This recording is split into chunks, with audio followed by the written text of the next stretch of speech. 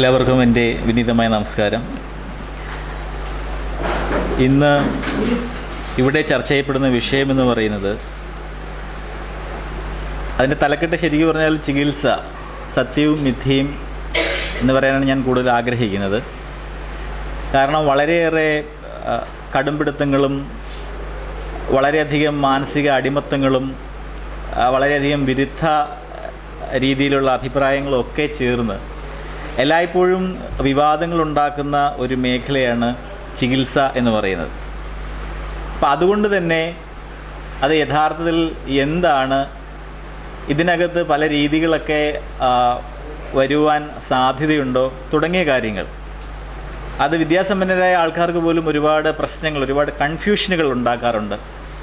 അപ്പം അതുകൊണ്ട് തന്നെ ഒരു തുറന്ന മനസ്സോടുകൂടി ഇത്തരം കാര്യങ്ങളെ ഒന്ന് സമീപിക്കുക എന്നതാണ് ഇന്നത്തെ ഈ ഒരു പഠന ക്ലാസ്സിൻ്റെ ലക്ഷ്യം. അപ്പോൾ എനിക്ക് ആദ്യമേ പറയാനുള്ളത്, യഥാർത്ഥത്തിൽ യുക്തി എന്ന് പറയുന്ന പദത്തിൻ്റെ നിർവചനമാണ്.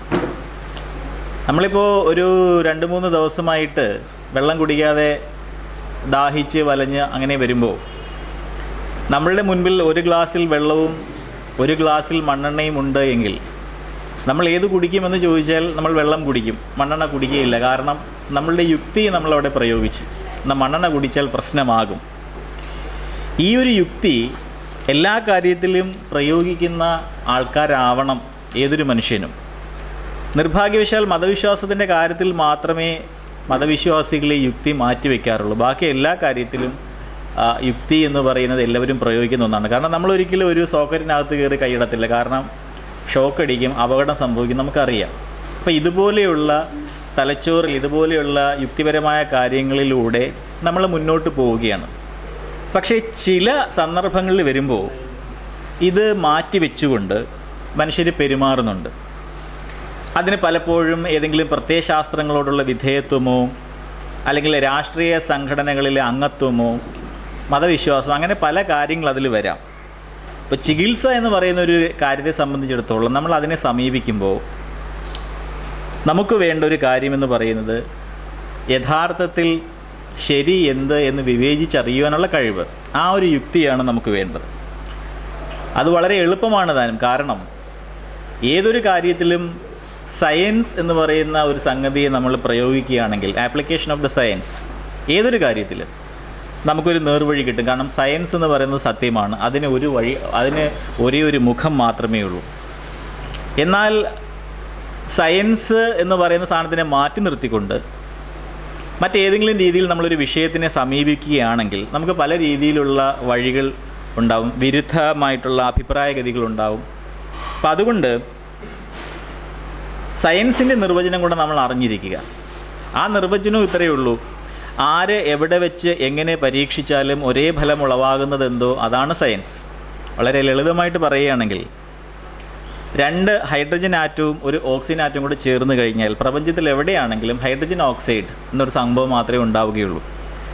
അത് നിലനിൽക്കുന്ന താപനില അനുസരിച്ച് അതിൻ്റെ ഖര, ദ്രാവക, വാതകാവസ്ഥകൾ, ഖരമാണെങ്കിൽ ഐസിൻ്റെ രൂപത്തിലും, ദ്രാവകമാണെങ്കിൽ ജലത്തിൻ്റെ രൂപത്തിലും, വാതകമാണെങ്കിൽ നീരാവിയുടെ രൂപത്തിലും അതിനെ നിലനിൽക്കാം. 4മതൊരവസ്ഥ പ്ലാസ്മ, അല്ലെങ്കിൽ നമ്മൾ പോകുന്നില്ല എങ്കിലും. അപ്പോൾ 2 ഹൈഡ്രജൻ ഒരു ഓക്സിജനോട് ചേരുമ്പോൾ ജലമേ ഉണ്ടാകൂ എന്നൊരൊറ്റ കാരണം കൊണ്ടാണ് സയൻസിൻ്റെ ടെക്സ്റ്റ് ബുക്കുകളിൽ ഈ ഒരു രാസസമവാക്യം എഴുതി വച്ചിരിക്കുന്നത്. അതുപോലെ വൈദ്യുതി ഇലക്ട്രോണുകളുടെ ഒരു പ്രവാഹമാണ്. ഔട്ടർ ഷെല്ലുകളിൽ കിടന്ന് കറങ്ങുന്ന ഇലക്ട്രോണുകളെ നമുക്ക് തെറിപ്പിക്കാം. ഒരു കമ്പിക്കുള്ളിൽ കാന്തം, കമ്പിച്ചുരുളിനുള്ളിൽ കാന്തം കറക്കിയിട്ടോ അല്ലെങ്കിൽ സൂര്യപ്രകാശം ഉപയോഗിച്ച് ഫോട്ടോ ഇലക്ട്രിക് വോൾട്ട് അല്ലെങ്കിൽ അത്തരം പാനലുകളിലെ വെച്ചിരിക്കുന്ന സാധനത്തിൽ നിന്ന് ഇലക്ട്രോണുകളെ തെറിപ്പിച്ചോ നമുക്ക് വൈദ്യുതി ഉണ്ടാക്കാം. പക്ഷേ സയൻസിനെ സംബന്ധിച്ചുള്ള വൈദ്യുതി എന്ന് പറഞ്ഞാൽ എന്താണ്? ഇലക്ട്രോണുകളുടെ ഒരു പ്രവാഹമാണ്. അപ്പോൾ സയൻസ് ടെക്സ്റ്റ് ബുക്കുകളിൽ വരുന്ന ഇത്തരം കാര്യങ്ങൾ എന്ന് പറയുന്നത് ആര് എവിടെ വെച്ച് എങ്ങനെ പരീക്ഷിച്ചാലും, അത് എപ്പോൾ പരീക്ഷിച്ചാലും ഒരേ ഫലം ഉളവാക്കുന്ന ഒന്നാണ്. അതിനേതെങ്കിലും ഒരു രാജ്യമോ ഒരു വ്യക്തിയോ എന്നൊരു കാഴ്ചപ്പാടില്ല. സയൻസ് എന്ന് പറയുന്നത് യൂണിവേഴ്സലാണ്, സാർവത്രികമാണ്, പ്രാപഞ്ചികമാണ്.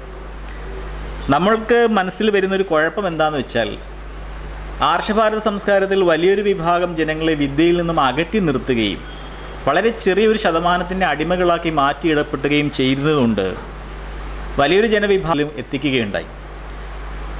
കണ്ടുപിടുത്തങ്ങളിൽ കൂടുതലും പടിഞ്ഞാറൻ നിന്നാണ് വന്നിരിക്കുന്നത്. അതൊരു യാഥാർത്ഥ്യവുമാണ്. പക്ഷേ നമ്മൾ ഈ എഴുതുന്ന പേന പോലും ഇതാരാണ് കണ്ടുപിടിച്ചതെന്ന് വെച്ചാൽ നമുക്കറിയില്ല. പക്ഷിത്തൂവിൽ മഷിയിൽ മുക്കി അല്ലെങ്കിൽ നിറങ്ങളുള്ള സാധനത്തിൽ മുക്കി എഴുതിക്കുന്നത് ആ കാലഘട്ടത്തിൽ നിന്നും നമ്മുടെ കയ്യിൽ എളുപ്പം വഴങ്ങുന്ന രീതിയിലേക്കുള്ള ഈ പേനകളിലേക്കുള്ളൊരു പരിണാമം എന്ന് പറയുന്നത് ഒരുപാട് പേരുടെ തലച്ചോറുകൾ, ഒരുപാട് പേര് മനുഷ്യജീവിതം എന്ന് പറയുന്നതിനെ കുറച്ചുകൂടി എങ്ങനെ നിലവാരമുള്ളതാക്കി മാറ്റാം എന്ന് അതിനെപ്പറ്റി ചിന്തിച്ച് അവരുടെ ജീവിതത്തിൻ്റെ അല്ലെങ്കിൽ അവരുടെ തലച്ചോറ് ഉരുക്കിയതിൻ്റെ ഫലമാണ് നമ്മളീ കാണുന്നത്. അപ്പോൾ അങ്ങനെയുള്ള ഈ ഒരു മനുഷ്യനെ സംബന്ധിച്ചിടത്തോളം മനുഷ്യന് എന്തുകൊണ്ട് ഇത് ചെയ്യേണ്ടി വരുന്നു എന്നുള്ളത് മനുഷ്യ ശരീരം പഠിക്കുമ്പോൾ നമുക്ക് മനസ്സിലാവും. അതായത് ഒരുപക്ഷെ മതവിശ്വാസികളൊക്കെ പറയാറുണ്ട് വളരെ ഇൻ്റലിജൻറ്റ് ഡിസൈനാണ് മനുഷ്യൻ്റേതെന്ന്.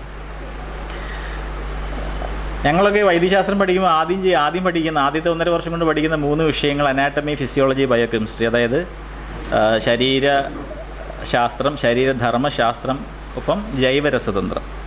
ഈ അനാട്ടമി എന്ന് പറയുന്നത് മനുഷ്യരെയും കീറി മുറിച്ച് നമ്മൾ പഠിക്കുകയാണ്.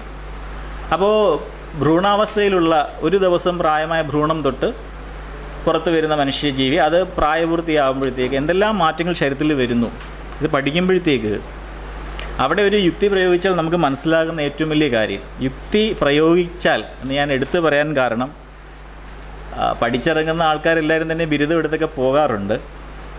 പക്ഷേ അതിനകത്ത് ഞാൻ ഈ പറഞ്ഞ സംഗതി പ്രയോഗിക്കുന്നവരുടെ എണ്ണം വളരെ കുറവാണ്. നമ്മൾക്ക് മനസ്സിലാക്കാൻ സാധിക്കുന്ന ഒന്ന്, പരിണാമത്തിൽ ഇത്രയധികം ദുർബലനായ ഒരു ജീവി ലോകത്ത് വേറെ ഉണ്ടോ എന്നുള്ളതാണ്. പിറന്നു വീഴുന്ന മനുഷ്യ ശിശു അതിൻ്റെ മനുഷ്യൻ്റെ മൊത്തം ആയുസ്സിൻ്റെ 1% പോലും ഗർഭാവസ്ഥയിൽ നമ്മൾ ചെലവഴിക്കാത്തത് കൊണ്ട് പിറന്നു വീഴുന്ന മനുഷ്യ ശിശു എന്ന് പറയുന്നത് അങ്ങേയറ്റം നിസ്സഹായനാണ്. ആ നിസ്സഹായത എങ്ങനെയാണെന്ന് ചോദിച്ചിട്ടുണ്ടെങ്കിൽ ആശുപത്രിയിൽ വരുമ്പോൾ കാണാം, പീഡിയാട്രിക്സിൽ ഒരുപാട് കുട്ടികളെ ചുമ, ന്യൂമോണിയൊക്കെ ആയിട്ട് കൊണ്ടുവരും. പാല് കുടിക്കുന്ന ഒരു കുഞ്ഞിനെ സംബന്ധിച്ചിടത്തോളം തല പൊക്കി പിടിച്ച് കാല് കീഴിയാക്കിയിട്ട് വേണം പാല് കൊടുക്കാൻ. പാല് കൊടുക്കുമ്പോഴത്തേക്കും അത് ആമാശയത്തിലേക്ക് പോകുന്നു, പകുതിയോളം വായുവുമാണ്.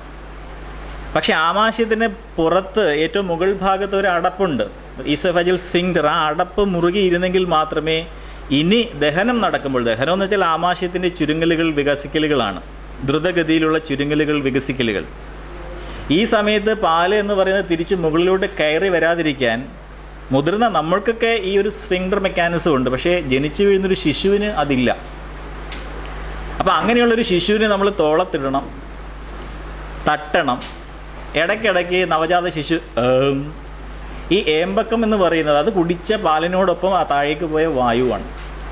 നമ്മൾ അങ്ങനെ ചെയ്യുന്നില്ല എങ്കിൽ ഈ ദഹന വ്യവസ്ഥയ്ക്കിടയിൽ പാലും വാതകവും ഇത് രണ്ടും കൂടെ മുകളിലോട്ട് കയറി വരികയും നമുക്ക് ശ്വസിക്കുവാനും ഭക്ഷണം പോകാനും കോമൺ ആയിട്ടൊരു വഴിയുണ്ട്. നമുക്ക് വായിലൂടെ തന്നെ ശ്വാസം എടുക്കാം, വായിലൂടെ ഭക്ഷണം കഴിക്കാം. പക്ഷേ അവിടെ ഇടയ്ക്കൊരു തടസ്സമുണ്ട്. ഒരേ സമയം ഒന്നുകിൽ നിങ്ങൾക്ക് ഭക്ഷണം കഴിക്കാം, അല്ലെങ്കിൽ നിങ്ങൾക്ക് ശ്വാസം എടുക്കാം. പക്ഷേ കൊച്ചുകുട്ടികൾക്ക് ഇത് രണ്ടും സാധിക്കും.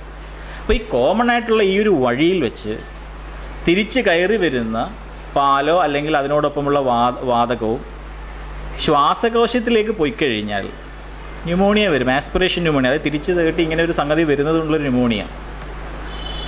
പശുവിൻ്റെ കിടാവിനോ മുയലിൻ്റെ കുഞ്ഞിനോ ഒന്നും ഈ സംഭവമില്ല. ജനിച്ചു വീഴുന്നൊരു ശിശുവിൻ്റെ കണ്ണ് എന്ന് പറയുന്നത് ഏതാണ്ട് 55ഓളം ന്യൂനതകളുമായിട്ടാണ് നമ്മൾ പിറന്നു വീഴുന്നത്.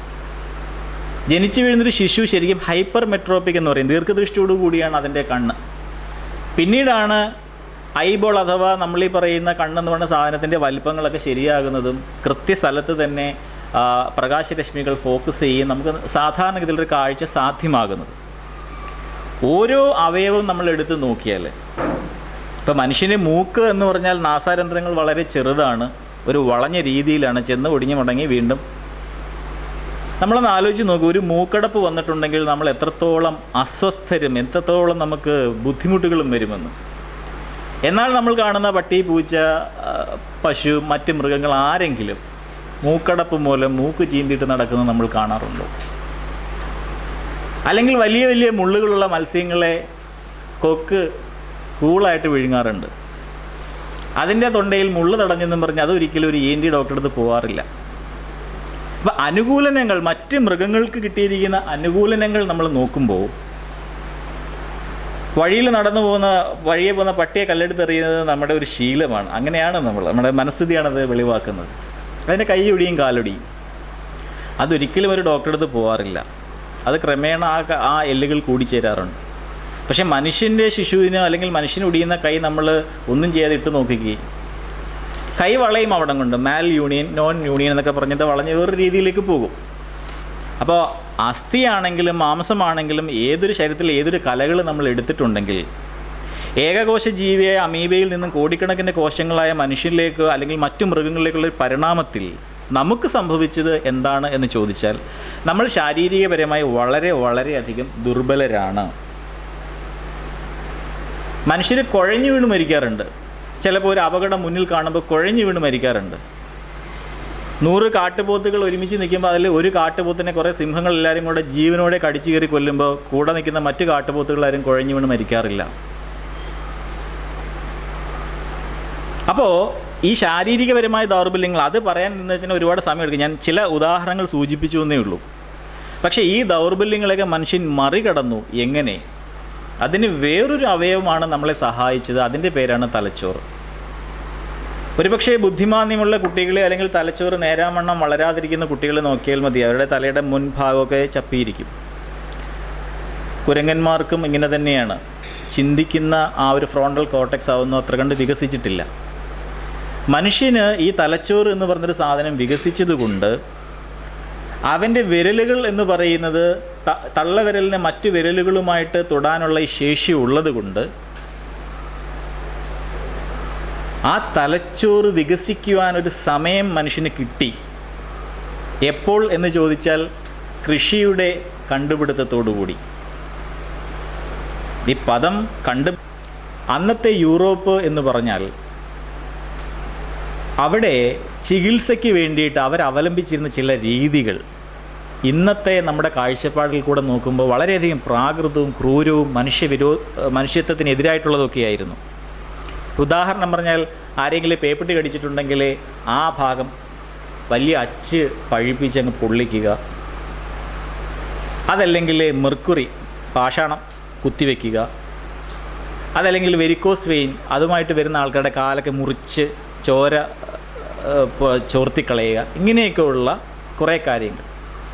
ആ ഒരു പ്രാകൃതമായിട്ടുള്ള ചികിത്സാ രീതിയെ വിശേഷിപ്പിക്കാൻ സാമുവൽ ഹനിമാൻ ഉപയോഗിച്ചൊരു പദമാണ് അലോപ്പതി. അല്ലാതെ ഒരുപാട് ആൾക്കാർ അറിഞ്ഞോ അറിയാതെയോ മോഡേൺ മെഡിസിനെ അലോപ്പതി എന്ന് പറയാറുണ്ട്. ഇപ്പോൾ നമ്മൾ നേരത്തെ വായിച്ച ബോംബെയിൽ നിന്ന കത്തുൾപ്പെടെയുള്ള അതിൽ സൂചിപ്പിച്ചിരിക്കുന്നത് തെറ്റാണ്. സാമുവൽ ഹനിമാൻ കണ്ടുപിടിച്ച തൻ്റേതായിട്ടുള്ള ഹോമിയോപ്പതി ഒഴികെയുള്ള മറ്റെല്ലാ രീതികളെയും കുറിക്കുവാൻ വേണ്ടി അദ്ദേഹം ഉപയോഗിച്ച വളരെ മ്ലേച്ഛവും മോശവുമായൊരു പദമാണ് അലോപ്പതി. അത് വിവക്ഷിക്കുന്നത് 16-17 നൂറ്റാണ്ടുകളിൽ അന്ന് യൂറോപ്പിൽ നിലനിന്നിരുന്ന അന്നത്തെ പ്രാകൃതമായ ചികിത്സാ രീതിയാണ്. ആ രീതി കണ്ട് മനമെടുത്ത അതേ രീതി എന്നാൽ പ്രാക്ടീസ് ചെയ്തിരുന്നൊരു വ്യക്തിയായിരുന്നു സാമുവൽ ഹനിമാൻ.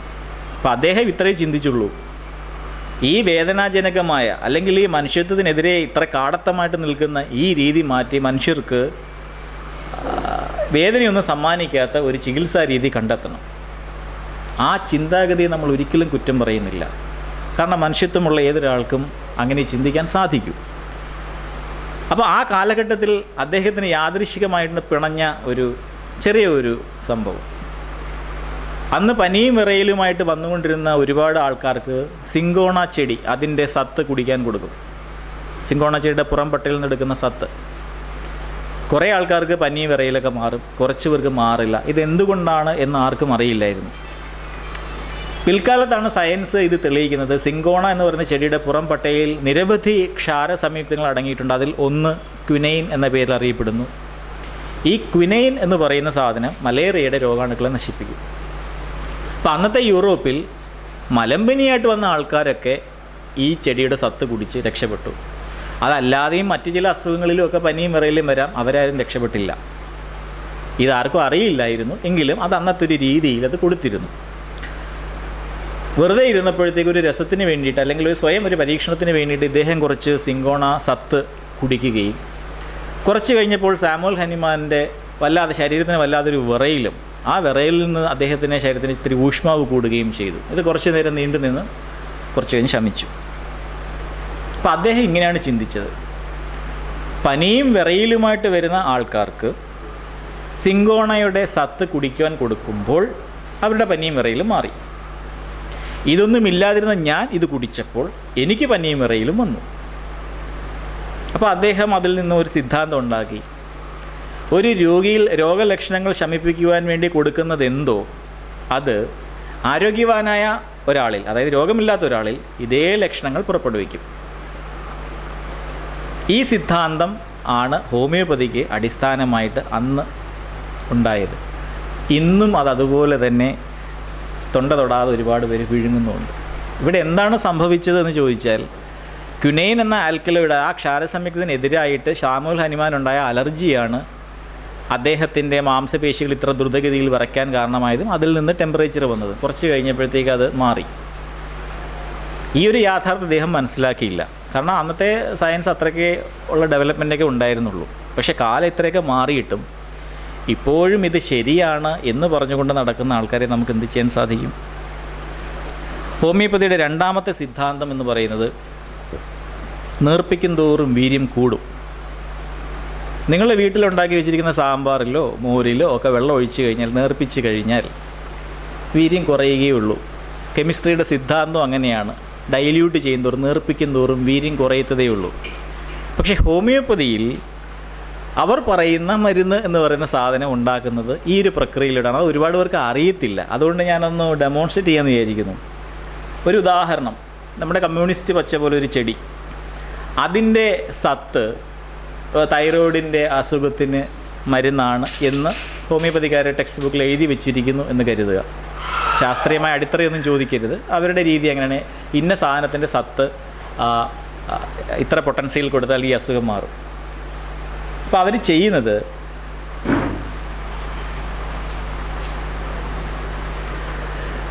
ഏതെങ്കിലും ഒരു ചെടിയുടെ സത്ത് അല്ലെങ്കിൽ കുറച്ച് ചെടിയുടെ ഭാഗങ്ങളെടുത്ത് പച്ചവെള്ളത്തിനകത്തിട്ടിട്ട് ആ കുപ്പി എന്ന് പറയുന്നത് ഒരു ഇരുട്ട് മുറിയിൽ അടച്ചു വെച്ചിരിക്കുകയാണ്.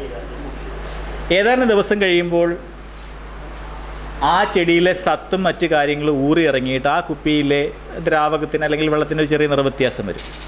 അവർ അതിന് പറയുന്ന പേരാണ് മാതൃസത്ത് അഥവാ മദർ ടിങ്ചർ. ഈ സാധനം ഒരു തുള്ളി മദർ ടിങ്ചർ എടുത്ത് നമ്മൾ ഒരു ടെസ്റ്റ് ട്യൂബിൽ ഇടുകയാണ്.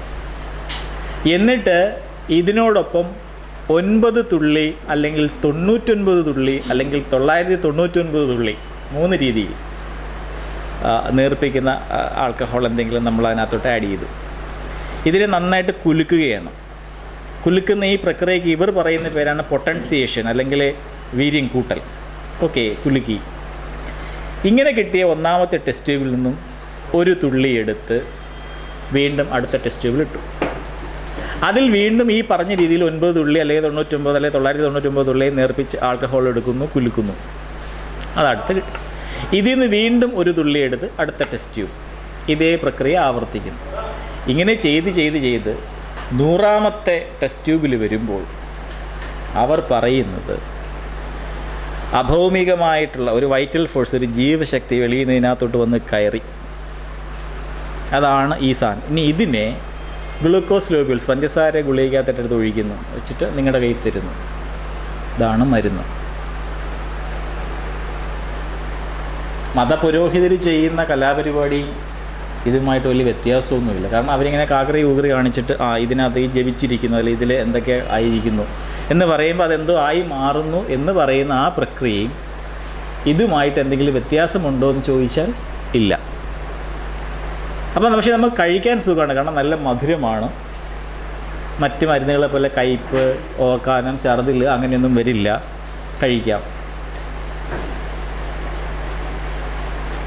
എന്നാൽ ഈ കഴിക്കുന്ന സാധനം ഉപയോഗിച്ചിട്ട് നമുക്ക് ആത്മഹത്യ ചെയ്യാൻ പറ്റില്ല. ഇപ്പോൾ മോഡേൺ മെഡിസിനിൽ കൊടുക്കുന്ന പ്രഷറിൻ്റെ ഗുളിക, ഷുഗറിൻ്റെ ഗുളിക എടുത്തിട്ട് 5 ഒരു 10 കഴിച്ചു കഴിഞ്ഞാൽ നമ്മുടെ കാര്യം പോക്കാണ്. നമുക്ക് ആത്മഹത്യ ചെയ്യാം. ഇവിടെ ഇതെടുത്ത് 5000 10,000 നിങ്ങൾ കഴിച്ചു നോക്കിക്കേ, ഒന്നും സംഭവിക്കില്ല. അപ്പോഴെന്താണ് ഇവിടെ നടക്കുന്നത് എന്ന് ചോദിച്ചാൽ, നമുക്ക് വരുന്ന അസുഖങ്ങളിൽ നല്ലൊരു ശതമാനം വൈറൽ രോഗങ്ങൾ, വൈറസ് മൂലം, വിഷാണുക്കൾ മൂലം വരുന്ന അസുഖങ്ങൾക്ക് ഒന്നും ചെയ്യേണ്ട കാര്യമില്ല. തനിയെ പോകുന്ന കുറേ അസുഖങ്ങളുണ്ട്. ആ തനിയെ പോകേണ്ട ആ കാലഘട്ടത്തിനിടയ്ക്ക് നിങ്ങൾ ഇതെന്നല്ല എന്ത് കഴിച്ചാലും ആ അസുഖം പോകും. പക്ഷെ ക്രെഡിറ്റ് പോകുന്നത് പ്ലാസിബോ അല്ലെങ്കിൽ പൊള്ളമരുന്ന്, ഇത് മരുന്നാണ് എന്ന് പറഞ്ഞ് നമ്മൾക്ക് തന്ന ഈ സാധനത്തിലേക്കാണ്. ഓക്കെ, തനിയെ പോകുന്ന അസുഖങ്ങൾക്കൊക്കെ അത് കൊടുത്ത് വേണമെങ്കിൽ നമുക്ക് പറയാം, പോട്ടെ എന്ന് വിചാരിക്കാം. പക്ഷേ പച്ചവെള്ളം കൊടുത്താൽ മാറാത്ത ഒരുപാട് സംഗതികളുണ്ട്. അവരെ ഇത് പറഞ്ഞ് കബളിപ്പിക്കുന്നത് കാണുമ്പോഴത്തേക്കാണ് നമ്മളിലുള്ള മനുഷ്യജീവിക്ക് പലതരം പ്രശ്നങ്ങളുണ്ടാകുന്നത്. ഇപ്പോൾ എൻ്റെ ഒരു സുഹൃത്ത്, അദ്ദേഹവും ഭാര്യയും, കുട്ടികളില്ല, ചികിത്സയാണ്, ഈ സാധനമാണ് ചികിത്സ. വന്ധ്യതയ്ക്ക് നമ്മളെപ്പോഴും പറയാറുണ്ട്, ആദ്യം ഇൻവെസ്റ്റിഗേറ്റ് ചെയ്യേണ്ടത് മെയിലിനെയാണ്, പരിശോധിക്കേണ്ടത് പുരുഷനെയാണ്. പുരുഷന് ആവശ്യത്തിന് ബീജങ്ങളുണ്ടോ, അതിന് ചലനശേഷിയുണ്ടോ, കുഴപ്പങ്ങളൊന്നുമില്ല, ഇല്ല എങ്കിൽ മാത്രം സ്ത്രീയിലേക്ക് പോയാൽ മതി. സ്ത്രീയിലേക്ക് വരുമ്പോൾ ഓരോ മാസമുറയ്ക്കും കാരണമാകുന്ന 4 ഹോർമോണുകളാണ്: luteinising hormone, follicle stimulating hormone, oestrogen, progesterone.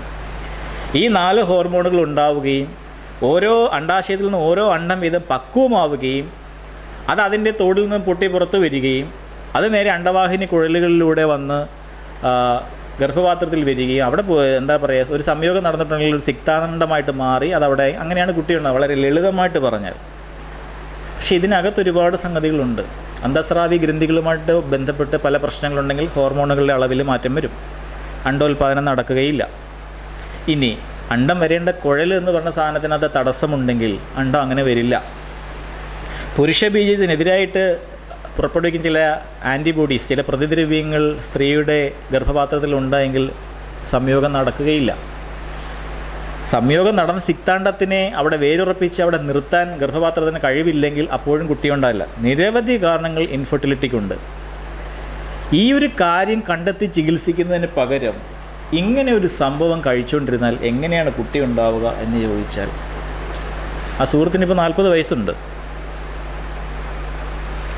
അതുപോലെ നിരവധി ചെറുപ്പക്കാരെ ഈ ഒരു ഹോമിയോപ്പതി കോഴ്സ് പഠിപ്പിക്കാറുണ്ട്.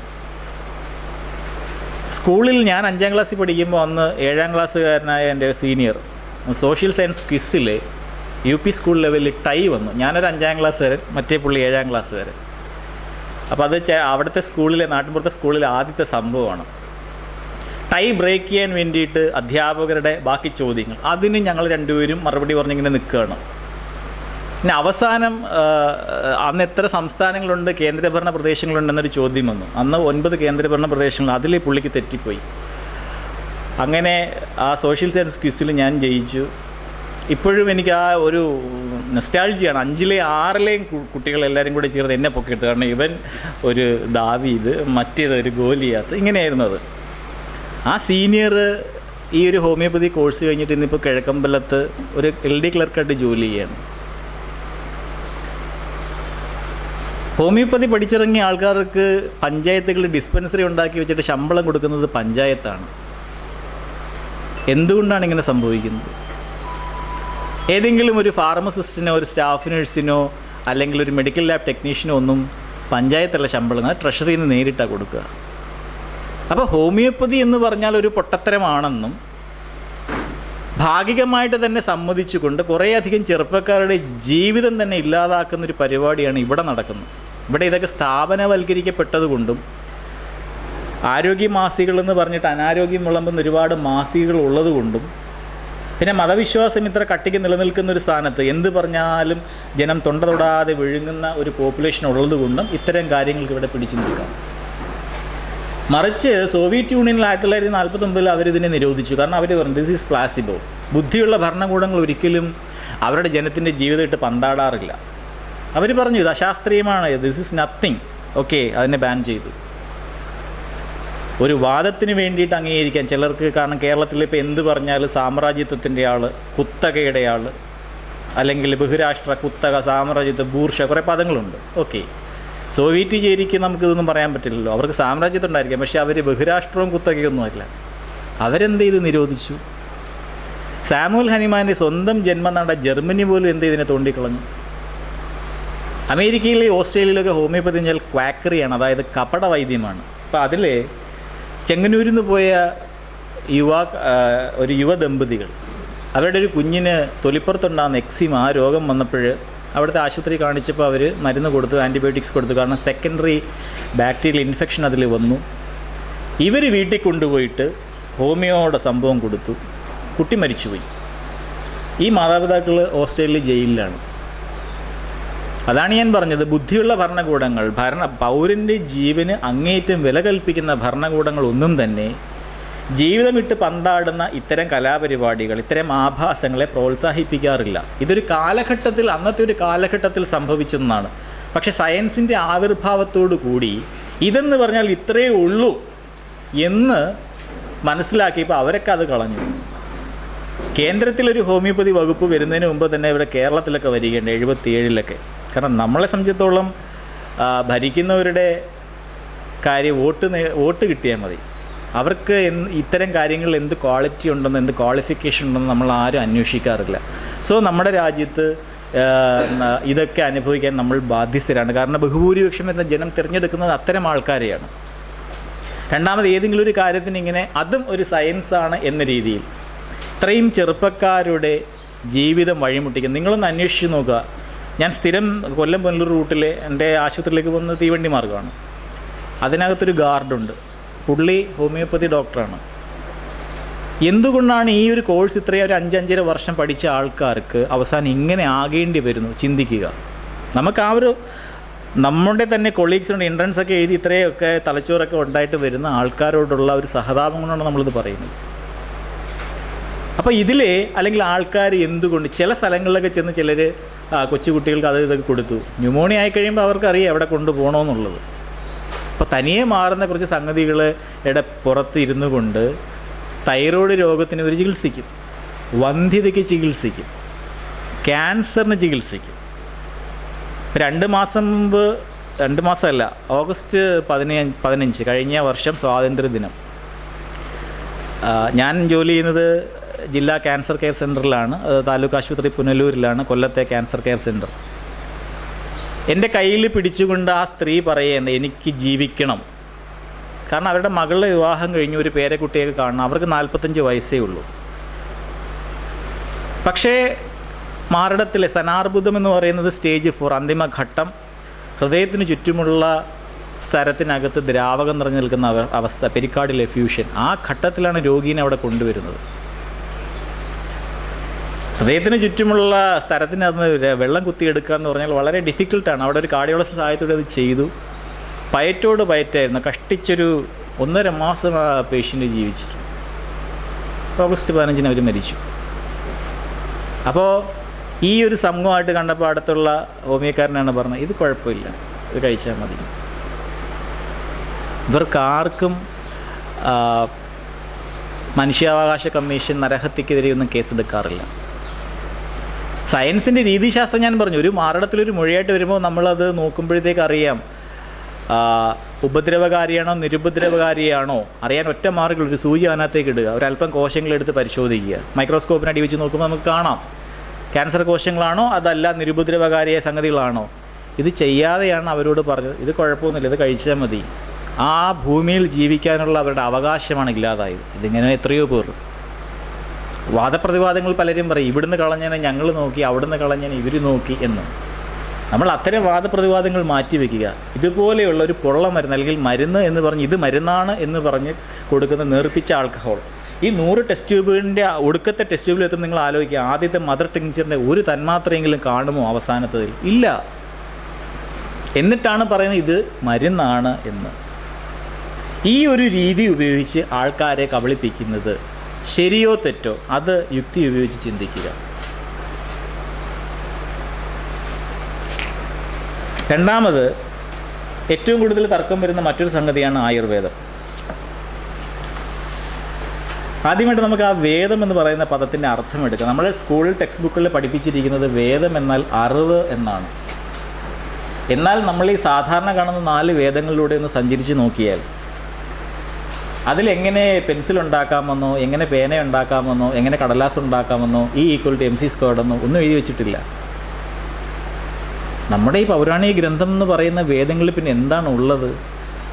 മധ്യപൂർവ്വ ഏഷ്യയിൽ നിന്നും ആര്യന്മാർ ഇങ്ങോട്ടേക്ക് വന്നപ്പോൾ അവർ കണ്ട പർവ്വതങ്ങളെയും അവർ കണ്ട നദികളെയും ഒക്കെ, വിശാലമായ സിന്ധുവിൻ്റെ 5 ശാഖകളും അതിനെയൊക്കെ കണ്ടിട്ട് അത്ഭുത പരതന്ത്രമായ പ്രകൃതി വർണ്ണനകൾ ആണ് അതിനകത്ത് കാണുന്നത്. അഥർവവേദത്തിലോട്ടൊക്കെ വരുമ്പോഴത്തേക്കും പ്രകൃതിയാതീത ശക്തികളെ തൃപ്തിപ്പെടുത്തുവാൻ അല്ലെങ്കിൽ പൂജിക്കുവാനുള്ള മന്ത്രങ്ങളായിട്ടത് പരിണമിക്കുന്നു. അതിൽ എന്തിനെ പറ്റിയിട്ടുള്ള അറിവാണുള്ളത് എനിക്ക് മനസ്സിലായിട്ടില്ല. കടലാസ് ഉണ്ടാക്കുന്നത് എങ്ങനെയെന്ന് അറിയാമായിരുന്നെങ്കിൽ താളിയോല എഴുതേണ്ട കാര്യമില്ലായിരുന്നല്ലോ.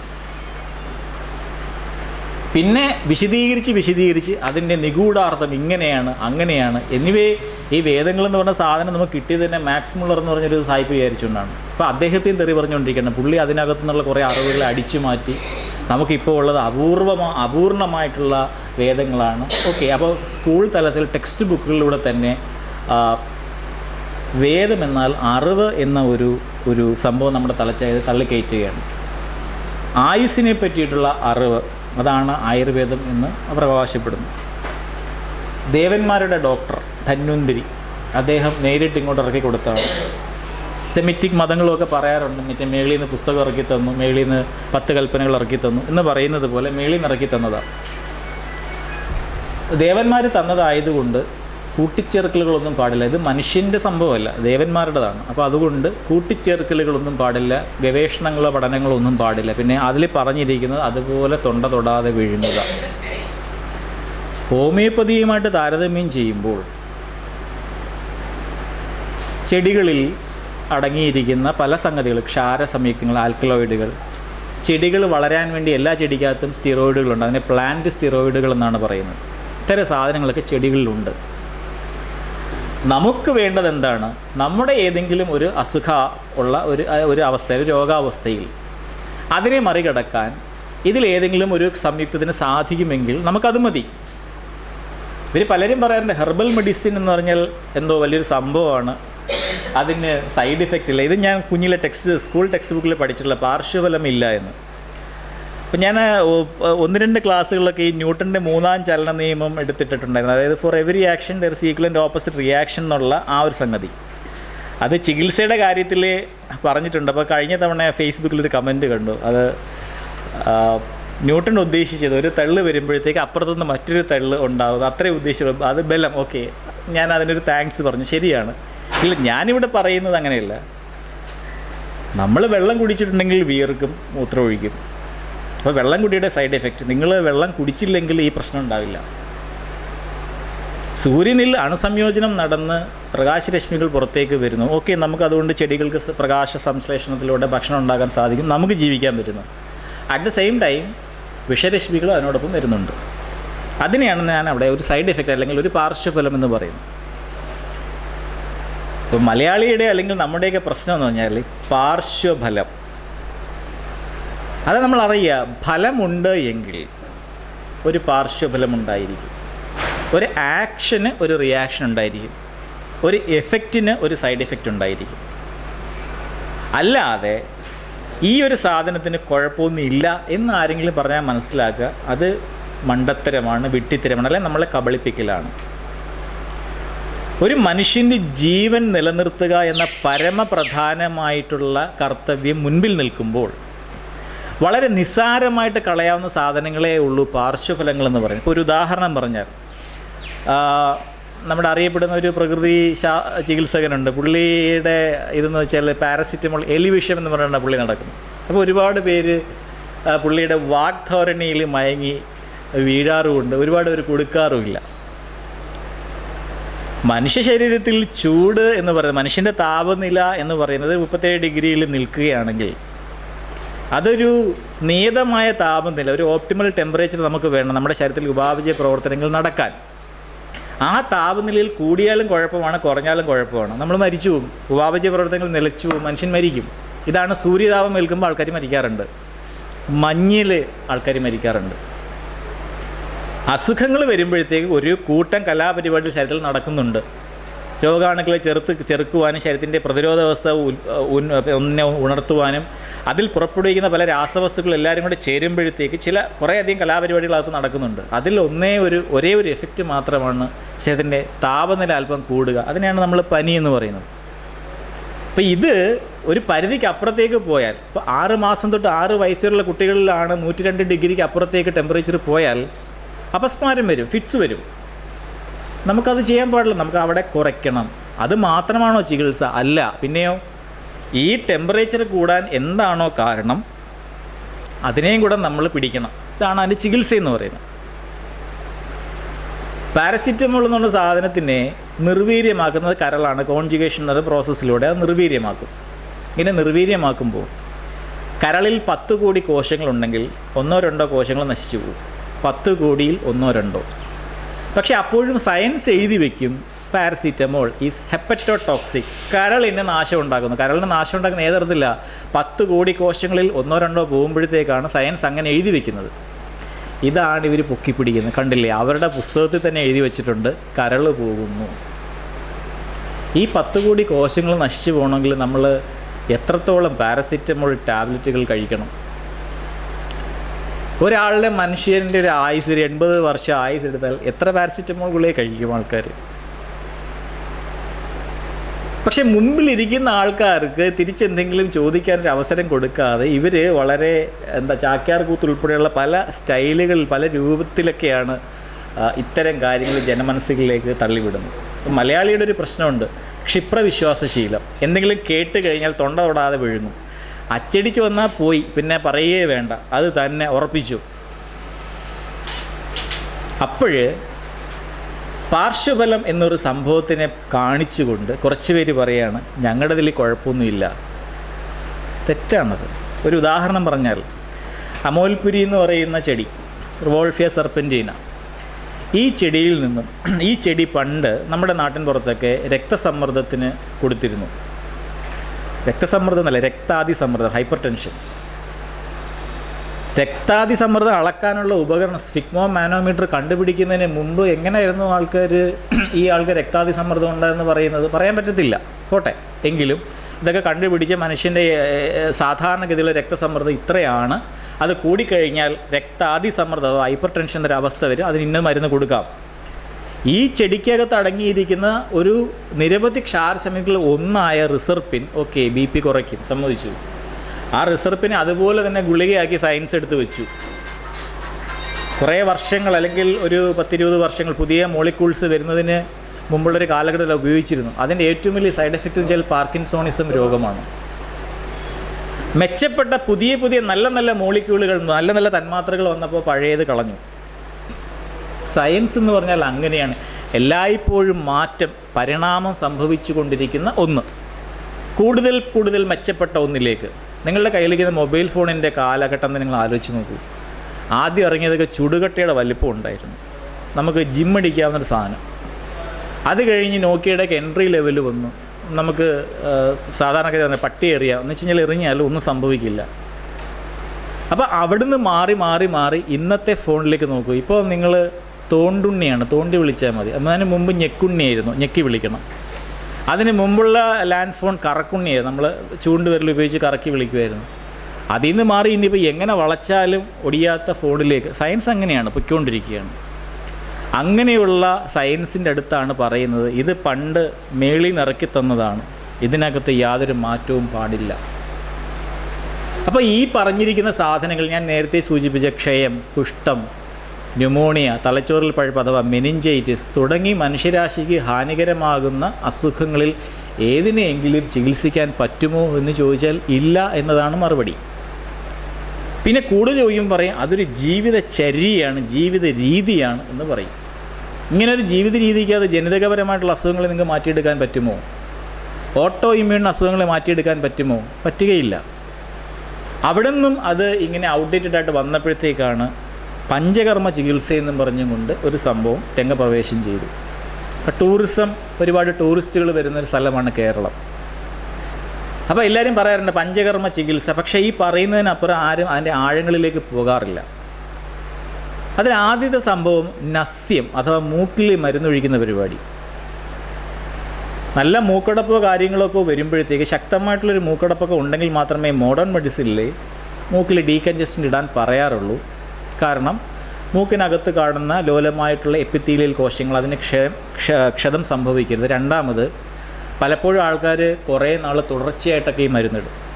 അങ്ങനെ മൂക്കടപ്പ് മാറ്റാനുള്ള മരുന്ന് ഏറെക്കാലം ഇട്ട് കഴിഞ്ഞാൽ പറഞ്ഞിരിക്കും, നമ്മൾ പറയുന്നൊരു 3 to 5 days, 3 to 5 ദിവസം, അല്ലെങ്കിൽ പരമാവധി ഒരാഴ്ച, അതിനപ്പുറം ഇടരുത് എന്ന് പറയും. ആൾക്കാർ പിന്നെ ഇടും. പിന്നെ മരുന്ന് ഇടുന്നത് കൊണ്ടുള്ള മൂക്കടപ്പ് വരും. അതിനെയാണ് മെഡിക്കൽ ഭാഷയിൽ റൈനൈറ്റിസ് മെഡിക്കമെൻറ്റോസ എന്ന് പറയുന്നത്. മരുന്ന് പറഞ്ഞിരിക്കുന്നതിനേക്കാൾ കൂടുതൽ നാളിട്ട് കഴിഞ്ഞാൽ ഉണ്ടാകുന്നൊരു പ്രശ്നം. അപ്പോൾ ഈ ഡീകൺജസ്റ്റിൻ്റെ പലപ്പോഴും കൊടുക്കുന്നത് എന്തിനാണെന്ന് വെച്ചാൽ, നമ്മളൊരു പക്ഷേ സ്കൂളിൽ 10ാം ക്ലാസ്സിലെ ജീവശാസ്ത്രം ടെക്സ്റ്റ് ബുക്കിലേക്കൊന്ന് പോയാൽ മതി. മനുഷ്യൻ്റെ മൂക്കിൽ നിന്നും ചെവിയിലേക്ക് ഒരു ട്യൂബുണ്ട്, ഒരു കുഴലുണ്ട്. ഇതിനെയാണ് യൂസ്റ്റേഷൻ ട്യൂബ് എന്ന് പറയുന്നത്. ആന്തരകർണത്തിൻ്റെ പടം വരയ്ക്കാൻ പലപ്പോഴും പഴയ SSLC പരീക്ഷകളിൽ പറയുമ്പോൾ ഇതാണ് നമ്മൾ വരയ്ക്കുന്നത്. അത് എളുപ്പത്തിൽ അറിയാം. നമുക്ക് മൂക്കടപ്പ് വരുമ്പോൾ ഒരു മൂക്ക് അടച്ച് പിടിച്ചിട്ട് നമ്മളൊന്ന് ചീറ്റി നോക്കുക. ആ വശത്തെ ചെവിക്ക് ഒരു വല്ലായ്ക നമ്മൾ ഫീൽ ചെയ്യുന്നു. കാരണം യൂസ്റ്റേഷൻ ട്യൂബിനകത്ത് മർദ്ദം കൂടുന്നു, അത് ചെന്ന് കർണസ്തരത്തിനെ തെള്ളുന്നു. ഇതാണ് പ്രശ്നം. കുട്ടികളിൽ ഈ ട്യൂബിൻ്റെ നീളം വളരെ കുറവും എന്നാൽ വ്യാസം വളരെ വലുതുമാണ്. അതായത് കുഞ്ഞുങ്ങളിൽ മൂക്കിലെ ഒരു പ്രശ്നം വന്നാൽ അണുബാധ ചെവിയിൽ പോകാം, ചെവിയിലൊരു അണുബാധ വന്നാൽ മൂക്കിൽ തിരിച്ചു വരാം. അപ്പം അത്തരം സന്ദർഭങ്ങളിൽ ആന്തരകർണത്തിലൊരു അണുബാധ ഉണ്ടാവാതിരിക്കാനൊക്കെ വേണ്ടിയിട്ട് അത്തരം കണ്ടീഷൻസിൽ മാത്രമേ സാധാരണഗതിയിൽ ഡീകൺജസ്റ്റൻ്റ് മരുന്നുകൾ നമ്മൾ കൊടുക്കാറുള്ളൂ. പഞ്ചകർമ്മത്തിൽ നസ്യം, അതിൽ പുസ്തകത്തിൽ പറഞ്ഞിരിക്കുന്നത് ഇങ്ങനെയാണ്: ശിരസിലേക്കുള്ള വാതായനമാണ് മൂക്ക്. നമ്മുടെ മൂക്കെന്ന് പറയാൻ മേപ്പോട്ട് പോയിട്ട് വീണ്ടും താഴേക്ക് വരികയാണ്. അത് നേരെ തൊണ്ടയിലേക്ക് വരുന്ന ശ്വാസം, അല്ല തലച്ചോറിലേക്ക് ഒരു കണക്ഷനൊന്നുമില്ല. അത് മനുഷ്യശരീരം കീറി മുറിച്ച് പഠിക്കുന്ന ഏതൊരാൾക്കും മനസ്സിലാവും. പക്ഷേ ആയുർവേദ പുസ്തകങ്ങൾ പ്രകാരം മൂക്ക് എന്ന് പറയുന്നത് ശിരസിലേക്കുള്ള വാതായനമാണ്. അതുകൊണ്ട് മൂക്കിൽ മരുന്നൊഴിച്ച് കഴിഞ്ഞാൽ മാറുന്ന ഒരുപാട് അസുഖങ്ങൾ അതിനകത്ത് കൊടുത്തിട്ടുണ്ട്. മെനിഞ്ചൈറ്റിസ് ഉൾപ്പെടെ, മസ്തിഷ്ക ജ്വരം ഉൾപ്പെടെ. എങ്ങനെ മാറുമെന്ന് മാത്രം ആരും ചോദിക്കരുത്. ഇവിടെ ആൾക്കാർ പക്ഷേ ഇതിന് പുറകിലേക്ക് ഓടും. ഇതിനൊരു കാരണം കൂടെയുണ്ട്. മനുഷ്യ ശരീരത്തിലെ തലയോട്ടിക്കുള്ളിൽ 8 പൊള്ളയായ സ്ഥലങ്ങളുണ്ട്. 4 ജോഡി അഥവാ 8. ഈ മൂക്കിൻ്റെ തൊട്ട് മുകളിൽ നമ്മൾ മുറിച്ച് നോക്കിയാൽ ഇരുവശത്തും 2 പൊള്ളയായ സ്ഥലങ്ങൾ. ഈ കാണുന്ന എല്ല് അല്ലെങ്കിൽ ഇത് പിന്നെ അല്ലാതെ നെടുകെ ഛേദിച്ചാൽ നമുക്ക് കാണാം. ഈ പൊള്ളയായ സ്ഥലങ്ങൾക്ക് പറയുന്ന പേരാണ് സൈനസ്. അപ്പോൾ തൊണ്ടയിൽ നിന്നും വരുന്ന ശബ്ദത്തിന് മുഴക്കം കൊടുക്കുക, തലയോട്ടി എന്ന് പറയുന്നതിനെ ഭാരരഹിതമാക്കുക, വെള്ളത്തിലിട്ടാൽ പൊങ്ങിക്കിടക്കണം. ഈ ഒരു കാര്യത്തിന് വേണ്ടിയിട്ടാണ് തലയോട്ടിക്ക് അത് 8 സൈനസുകളുള്ളത്. പക്ഷെ നിർഭാഗ്യവശാൽ ഈ സൈനസിൻ്റെ ഉൾഭാഗം എന്ന് പറയുന്നത് ഇച്ചിരി വലുതും അതിലേക്കുള്ള വഴി എന്ന് പറയുന്നത് വളരെ ചെറുതുമാണ്, ഒരു മുട്ട സൂചിയുടെ വലിപ്പം. ഇതിനകത്ത് രോഗാണുക്കൾ കയറി പെരുകിക്കഴിഞ്ഞാൽ ആ സമയത്തുണ്ടാകുന്നൊരു കണ്ടീഷനാണ് സൈനസൈറ്റിസ്.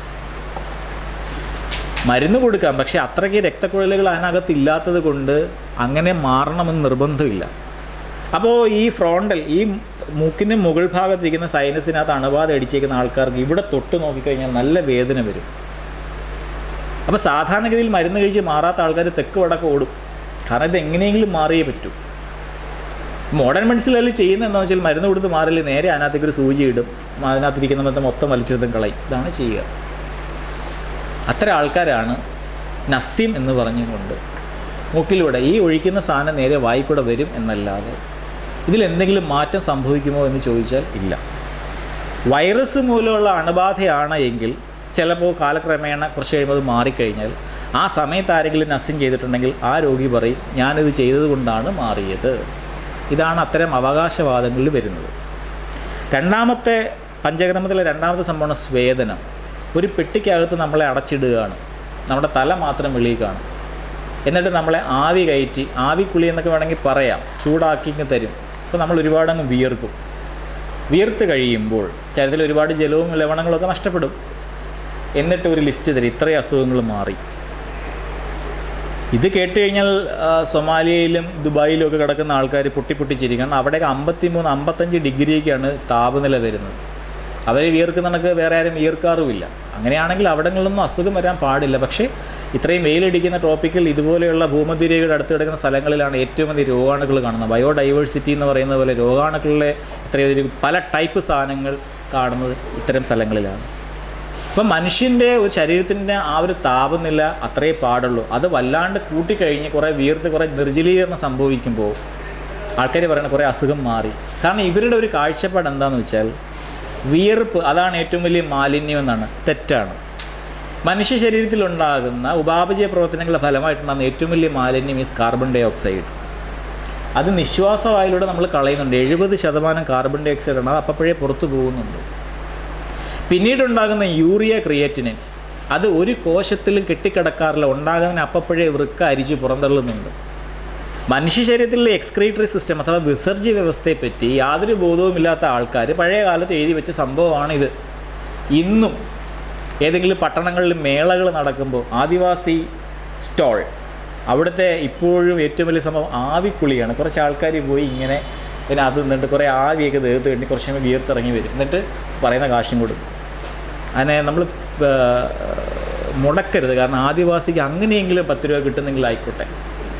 കാരണം വേറെ എത്ര കാര്യങ്ങൾ നമ്മൾ പൊടിച്ചു കളയുന്നു. അപ്പോൾ അങ്ങനെയെങ്കിലും അതുകൊണ്ട് തന്നെ അതിനെ നിരുത്സാഹപ്പെടുത്തേണ്ട കാര്യമില്ല. ഇനി മൂന്നാമത് വമനം. അതാണ് മറ്റൊരു തമാശ. നെയ്യ് എന്ന് പറയുന്ന സാധനത്തിനെ ഇവർ പറയുന്നത് സ്നേഹകം എന്നാണ്. അപ്പം നമുക്ക് തന്നെ ഒരു കരണ്ടിയിലെടുത്ത് അല്പം നെയ്യ് കഴിച്ചാൽ അറിയാം അങ്ങനെ അങ്ങനെ താഴ്ത്ത് പോയില്ല. ഒരു ചെറിയ ഒരു ഓക്കാനം കാര്യങ്ങളൊക്കെ വരും. അപ്പോൾ ആ നെയ്യ് എടുത്ത് വായിലേക്ക് ഇന്ന് വെച്ച് കൊടുത്തു. നാളെ വീണ്ടും അതിൻ്റെ അളവ് കൂട്ടി, അടുത്ത ദിവസം വീണ്ടും അളവ് കൂട്ടി, ഇങ്ങനെ കൂട്ടി നമുക്കിന്നെ അങ്ങോട്ട് ഇറക്കാൻ പറ്റാത്ത വിധം നെയ്യ് അകത്തേക്ക് ചെല്ലുമ്പോൾ നമ്മൾ ഛർദ്ദിക്കും. അപ്പോൾ പഞ്ചകർമ്മത്തിൻ്റെ ടെക്സ്റ്റ് ബുക്കുകളിൽ അല്ലെങ്കിൽ അതിൻ്റെ ഗ്രന്ഥങ്ങളിൽ പറയുന്നത് നെയ്യ് അകത്തേക്ക് കൊടുക്കുമ്പോൾ അത് ഓരോ കോശത്തിലും ചെന്ന് അവിടെ ഇരിക്കുന്ന മാലിന്യങ്ങളെ കുതിർത്ത് ഇളക്കും. നമ്മൾ JCB ഇട്ടൊക്കെ നമ്മൾ തോണ്ടത്തില്ല, അതുപോലെ കുതിർത്ത് ഇളക്കും. അങ്ങനെ ഇളക്കി അവസാനം അതിനെ കോഷ്ടത്തിൽ കൊണ്ടുവരും. കോഷ്ടം എന്ന് പറഞ്ഞാൽ അന്നനാളവും ആമാശയും കൂടി ചേരുന്ന സ്ഥലം. എല്ലാം കൂടി ഇങ്ങനെ അവിടെ വന്നിരിക്കും. എന്നിട്ട് അവസാനത്തെ നെയ്യ് ഇരുമ്പ് ഇല്ലാതെ പുറത്തേക്ക് ഛർദ്ദിച്ച് കളയും. ഇതാണ് വമനം. മാറുന്ന അസുഖങ്ങൾ അവിടെ ലിസ്റ്റുണ്ട്. അതിനകത്ത് വിഷൂജി, കോളറ വരെ മാറുമെന്നാണ്. 10-20 ലിറ്റർ വെള്ളം വയറിളക്കമായിട്ട് പോയിരിക്കുന്ന ആളെയാണ് ഇതും കൂടെ ചെയ്യേണ്ടത്. വമനം. നാലാമത് സംഭവം വസ്തി. അതായത് ഏതെങ്കിലും ഒരു മൃഗത്തിൻ്റെ മൂത്രസഞ്ചി, യൂറിനറി ബ്ലാഡർ, അതിനകത്ത് കുറച്ച് മരുന്ന് കുറേ സംഗതികളൊക്കെ കയറ്റിയിട്ട് മനുഷ്യനെ കുനിച്ച് നിർത്തിയിട്ട് മനുഷ്യനെ മലദ്വാരത്തിലേക്ക് ഇത് ഞെക്കുകയും കയറ്റും. ഒരുതരം എനിമ കൊടുക്കുന്ന പരിപാടി. അപ്പോൾ അത് അകത്ത് ചെന്ന് ആഗിരണം ചെയ്തിട്ട് കുറേ അസുഖങ്ങൾ മാറ്റും. മനുഷ്യന് ചെറുകുടലിന് 6 മീറ്റർ നീളമുണ്ട്. ആ ചെറുകുടലിനകത്താണ് ആഗിരണം നടക്കുന്നത്. അത് കഴിഞ്ഞിട്ടുള്ള 2 മീറ്റർ വൻകുടലാണ്. അത് മലം എന്ന് പറയുന്ന സാധനത്തിനെ സംഭരിച്ച് വെക്കാനുള്ളൊരു ഇടമാണ്. അവിടെ പ്രാക്ടിക്കലി നോ അബ്സോർപ്ഷൻ, യാതൊരു വിധത്തിലുള്ള ആഗിരണമില്ല. 1-2 ചില ട്രേസ് എലമെൻറ്റ്സ്, വൈറ്റമിൻ B12 പോലെ ചില സംഗതികൾ ഒഴിച്ചാൽ ആ സ്ഥലത്തേക്ക് ഇതിലൂടെ കെത്തിറക്കിയിട്ട് പറയുകയാണ് ഇവിടെ ആഗിരണം നടന്ന് ദണ്ട് ഇന്ന കുറേ അസുഖങ്ങൾ മാറും. ഫൈനലി ശിരോവേദം.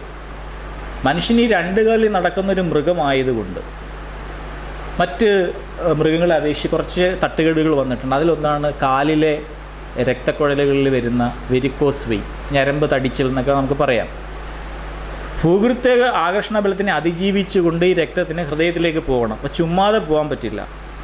അങ്ങനെ കയറുന്ന രക്തം ആ രക്തക്കുഴലിനകത്ത് 2 വശത്തു നിന്ന് ഓരോ വാൽവുകൾ ഇങ്ങനെ വരും. കുറച്ച് കയറി കഴിയുമ്പോൾ വാൽവിങ്ങനെ അടഞ്ഞു കൊടുക്കും.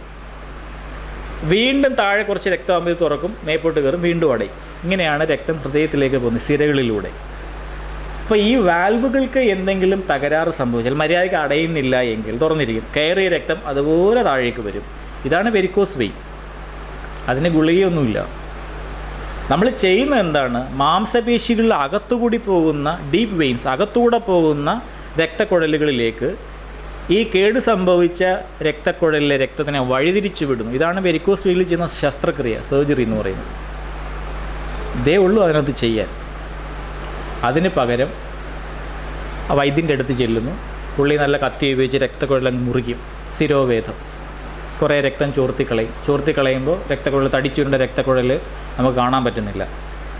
അപ്പോൾ രോഗി വിചാരിക്കുന്നു അസുഖം മാറി. പക്ഷേ രക്തക്കുഴൽക്കൊരു പ്രത്യേകതയുണ്ട്. അവ കിളിർത്ത് വീണ്ടും മറ്റേയായിട്ട് കൂട്ടിമുട്ടും. അപ്പോൾ വീണ്ടും വെരിക്കോസ് വെയിൻ, വീണ്ടും മുറിക്കും. ഇങ്ങനെ ചോർത്തിക്കളഞ്ഞ് അവസാനം വിളർച്ച, അനീമിയ അടിച്ച് BP ഇല്ലാണ്ട് പൊക്കിയെടുത്തുകൊണ്ട് വരും. എവിടെ? മെഡിക്കൽ കോളേജിൽ. അതല്ലെങ്കിൽ വേറെ ചില ആൾക്കാരുണ്ട്, കുളയട്ട ഇങ്ങനെ വീട്ടിൽ വളർത്തിയിട്ടുണ്ടാവും. നമ്മൾ കാലെടുത്ത് അങ്ങോട്ട് വെച്ച് കൊടുക്കും. അട്ടയാണെന്നുണ്ടെങ്കിൽ ഒരു മട്ടൻ ബിരിയാണി കണ്ട ആ ഒരു ഇതോടുകൂടി കാലിലേക്ക് വരുന്നു, രക്തം കുടിക്കുന്നു, അതനുസരിച്ച് അത് ബലൂൺ പോലെ വീർക്കുന്നു. അപ്പോൾ വൈദ്യനറിയാം മുമ്പിലിരിക്കുന്നത് വിഡ്ഢിയാണ്. പിന്നെ അയാൾക്ക് ജീവിക്കണമെങ്കിൽ ഒറ്റ മാർഗ്ഗമേ ഉള്ളൂ, ഈ വിഡ്ഢിയെ പമ്പര വിഡ്ഢിയാക്കുക. അപ്പോൾ കുടിച്ചു കഴിഞ്ഞാൽ അട്ടയോട് പുള്ളി ചെവിയിൽ പതുക്കെ ഇങ്ങനെ മാപ്പി വയ്ക്കും. അട്ടയ്ക്ക് ചെവിയൊന്നുമില്ല, നമ്മൾ തമാശയ്ക്ക് പറയുന്നതാണ്. എന്നിട്ട് ഈ കുടിച്ച രക്തത്തിന് അതുപോലെ ഞെക്കി ഇറക്കും, മുമ്പിൽ ഇരിക്കുന്ന രോഗിക്ക് കാണിച്ചു കൊടുക്കും. രോഗി നോക്കുമ്പോൾ എന്താണ്? കാപ്പിപ്പൊടി നിറം അല്ലെ കറുപ്പ് നിറത്തിലുള്ള രക്തം. മണ്ടനായ അല്ലെങ്കിൽ വിഡ്ഢിയായ ഈ മുമ്പിലിരിക്കുന്ന രോഗിയുടെ വൈദ്യൻ പറയുകയാണ്, കണ്ടോ ദുഷിച്ച രക്തം, കെട്ട രക്തം, ഇതാ കാലിൽ നിൽക്കുന്നത്. അപ്പോൾ മറ്റേ പുള്ളി വിഡ്ഢിയിൽ നിന്നും പമ്പര വിഡ്ഢിയിലേക്കുള്ള പ്രയാണം ആരംഭിച്ചു കഴിഞ്ഞു. അപ്പോൾ ഇടയ്ക്കിടയ്ക്ക് ഇങ്ങനെ വരിക, ഈ കെട്ടി നിൽക്കുന്ന അശുദ്ധ രക്തം ഇതിനെ ഇങ്ങോട്ട് ചോർത്തുക, ഇതാണ് ട്രീറ്റ്മെൻറ്റ്. ഓക്കെ, പുള്ളി ആ വഴിക്ക് പോവും. മനുഷ്യ ശരീരത്തിലെ മനുഷ്യൻ കഴിക്കുന്ന ഭക്ഷണം ദഹിപ്പിക്കാൻ ഹൈഡ്രോക്ലോറിക് ആസിഡ് എന്ന് പറയുന്ന സാധനം നമ്മുടെ ആമാശയത്തിലുണ്ട്.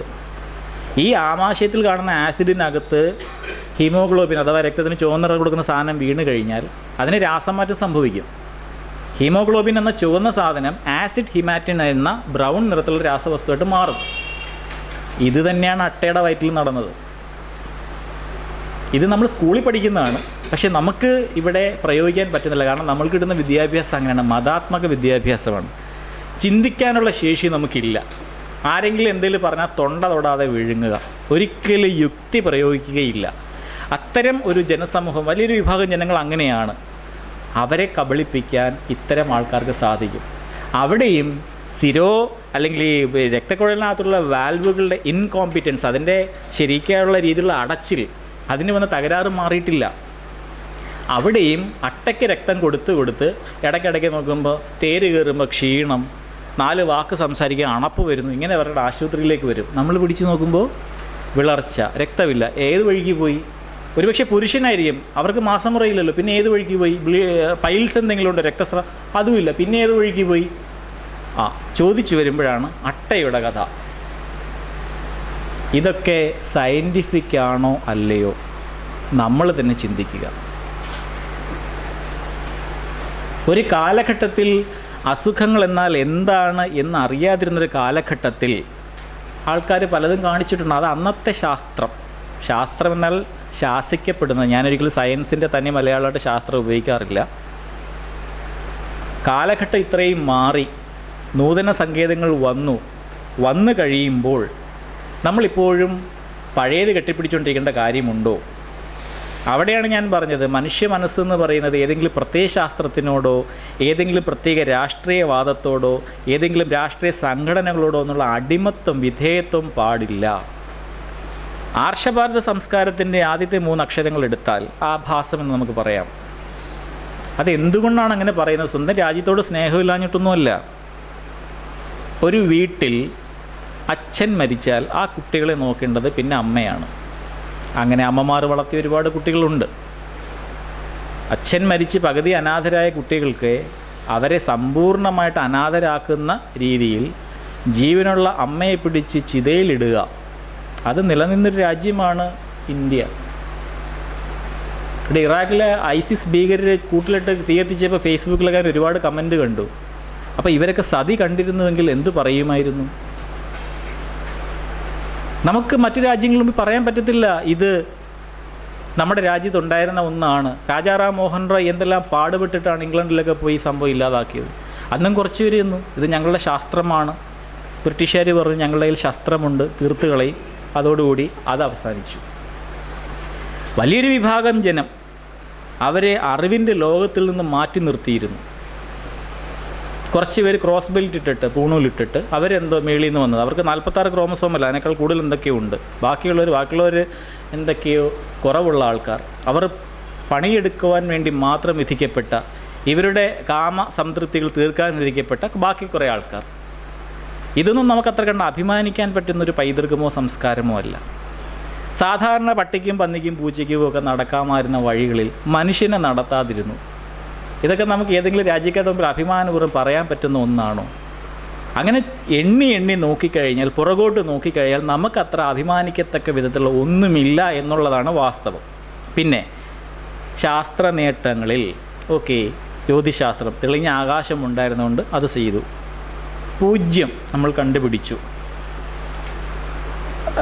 ബനാറസ് സാരികൾ അല്ലെങ്കിൽ പട്ടുനൂല് അതുപോലെയുള്ള കുറച്ച് സാധനങ്ങൾ വിരലിലെണ്ണാവുന്ന കുറച്ച് സാധനങ്ങൾ നമുക്കുണ്ട്. ബാക്കിയൊന്നും നമുക്കില്ല. അതിനെ മറച്ചു വയ്ക്കുവാൻ വേണ്ടിയിട്ടാണ് ഭാരതമെന്നാൽ ഇവിടെ പണ്ട് വിമാനമുണ്ടായിരുന്നു, അന്തർവാഹിനി ഉണ്ടായിരുന്നു, അതുണ്ടായിരുന്നു, ഗോളാന്തര യാത്ര നടത്തിയ ആൾക്കാരുണ്ടായിരുന്നു. ഇപ്പോഴത്തെ ശാസ്ത്ര കോൺഗ്രസ്സിലൊക്കെ നമ്മൾ കേട്ട ചില വാദങ്ങളാണ്. മറ്റുള്ളവരുടെ എന്തും നമ്മുടേതാണെന്ന് പറയുന്ന ഒരു രീതി നമുക്ക് വന്നത്. രാവണൻ പണ്ട് പുഷ്പവിമാനം ഓടിച്ചിരുന്നു. Ravanan is from Sri Lanka, is not an Indian. പിന്നെ ഈ വിമാനത്തിനടിച്ചിരുന്ന ഏവിയേഷൻ ഫ്യൂവൽ എവിടുന്ന് വാങ്ങിച്ചെന്ന് ചോദിക്കരുത്, ഏത് റൺവേയിൽ ഇറങ്ങിയെന്നും ചോദിക്കരുത്. റൈറ്റ് സഹോദരന്മാർ അന്നും ഇന്നും കണ്ടുപിടിച്ച് വിമാനം പൊങ്ങുമ്പോഴും താരുമ്പോഴും ഉള്ള ചിറകിൻ്റെ മുകളിലുള്ള മർദ്ദവ്യതിയാനം അത് ഉപയോഗിച്ച് തന്നെയാണ് എല്ലാ യാത്രാ വിമാനങ്ങളും യുദ്ധവിമാനങ്ങളും പറക്കുന്നത്.